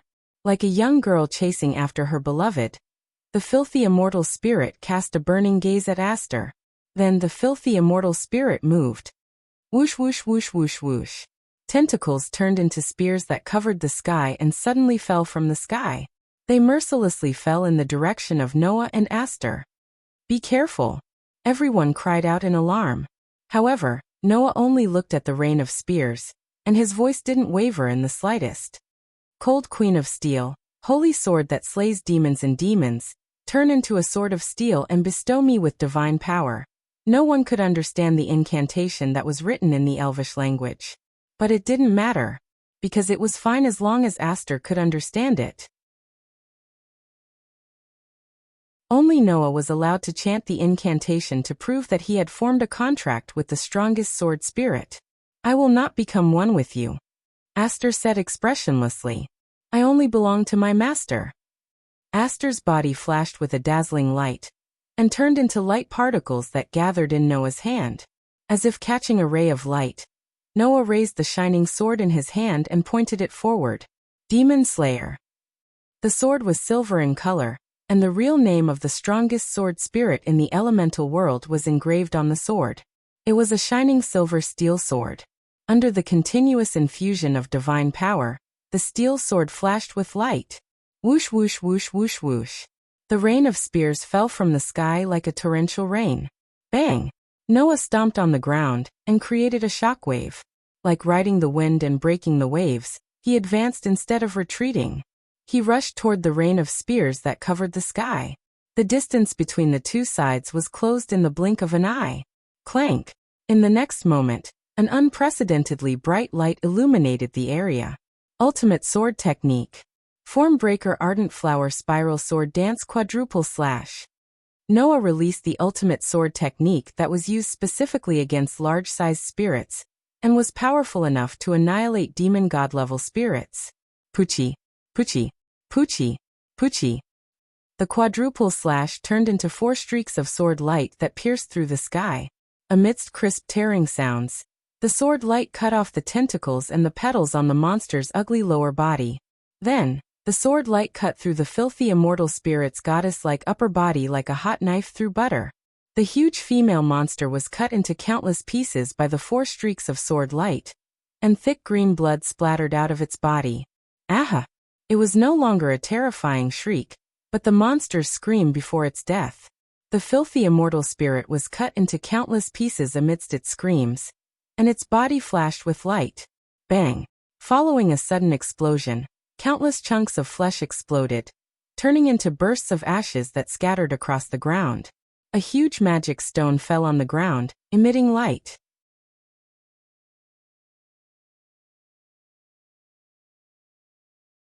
Chapter 2057. There was a sudden silence. The army of larvae suddenly stopped moving. They froze on the spot as if they were in a daze and did not move anymore. In the midst of the group of monsters that had completely stopped moving, the people of Loki's clan looked at Noah, who had his back facing the huge magic stone that had fallen to the ground, and slowly lowered the shining silver steel sword in his hand. All of them fell into a daze, including Ace. Her somewhat transparent eyes gazed at the man standing in front of the gigantic magic stone as she muttered. "One hit." The filthy fairy, who had superstandard magical power, maybe stronger than the strongest LV7 auto in the Labyrinth City, but in the hands of Noah, it couldn't even make a move. This fact not only made Ace fall into chaos, but also made Finn and the others clench their fists.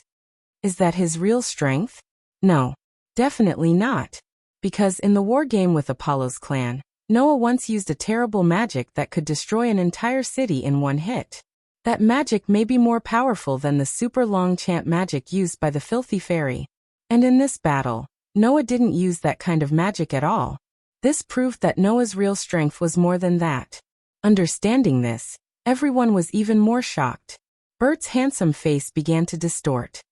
Why is that bastard here? In the shock of everyone, the larvae monsters that were frozen in place suddenly moved. The death of their commander made this large group of larvae monsters begin to riot. They actually ignored the existence of the adventurers of Loki's clan, and hurriedly fled. The sudden chaos on the battlefield finally caused Finn and the others to react. For the first time, Finn showed a somewhat fierce look. You want to escape after finding trouble? It's not that easy. The rest of the people also changed their expressions. Immediately afterward, the people of Loki's clan began to massacre. Seeing the people of Loki's clan rushing to kill the monsters, as if they wanted to vent the previous depression and shock in their hearts, Noah shook his head with a smile. Immediately, he turned his head and looked at the huge magic stone behind him. The size of the magic stone was many times larger than the 17th floor's Goliath. It was like a small mountain. In addition, It was an unknown species of monster that was born after swallowing the fairy. If such a magic stone was sold on the ground, it could be sold for at least hundreds of millions of Varus. However, this huge magic stone was different from the other magic stones. Although magic stones were divided by quality and size, they were generally the same purple color. Even if some of them were deeper, they would still be purplish blue. However, although the huge magic stone in front of him was also purplish blue, the center part showed a kind of incomparably gorgeous color, as if there were all kinds of colors. It looked somewhat beautiful, but it gave people a very strange feeling, and even a very evil feeling. From this point of view, the filthy fairy was decisively different from the other monsters. Is it because it swallowed too many magic stones that its magic stone changed? Or is it because it swallowed the fairy? Noah pondered.